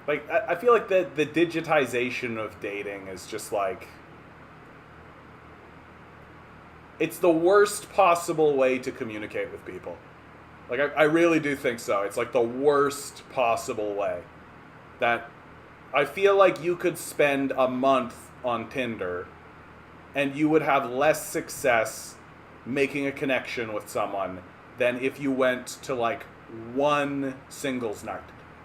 Like, if I feel like going to like a single like mixer or like a speed dating thing where you're just face to face with people and you're actually meeting them and you're actually talking to them, I think you would be like 10 times more successful doing that one night than you would be spending a month on Tinder.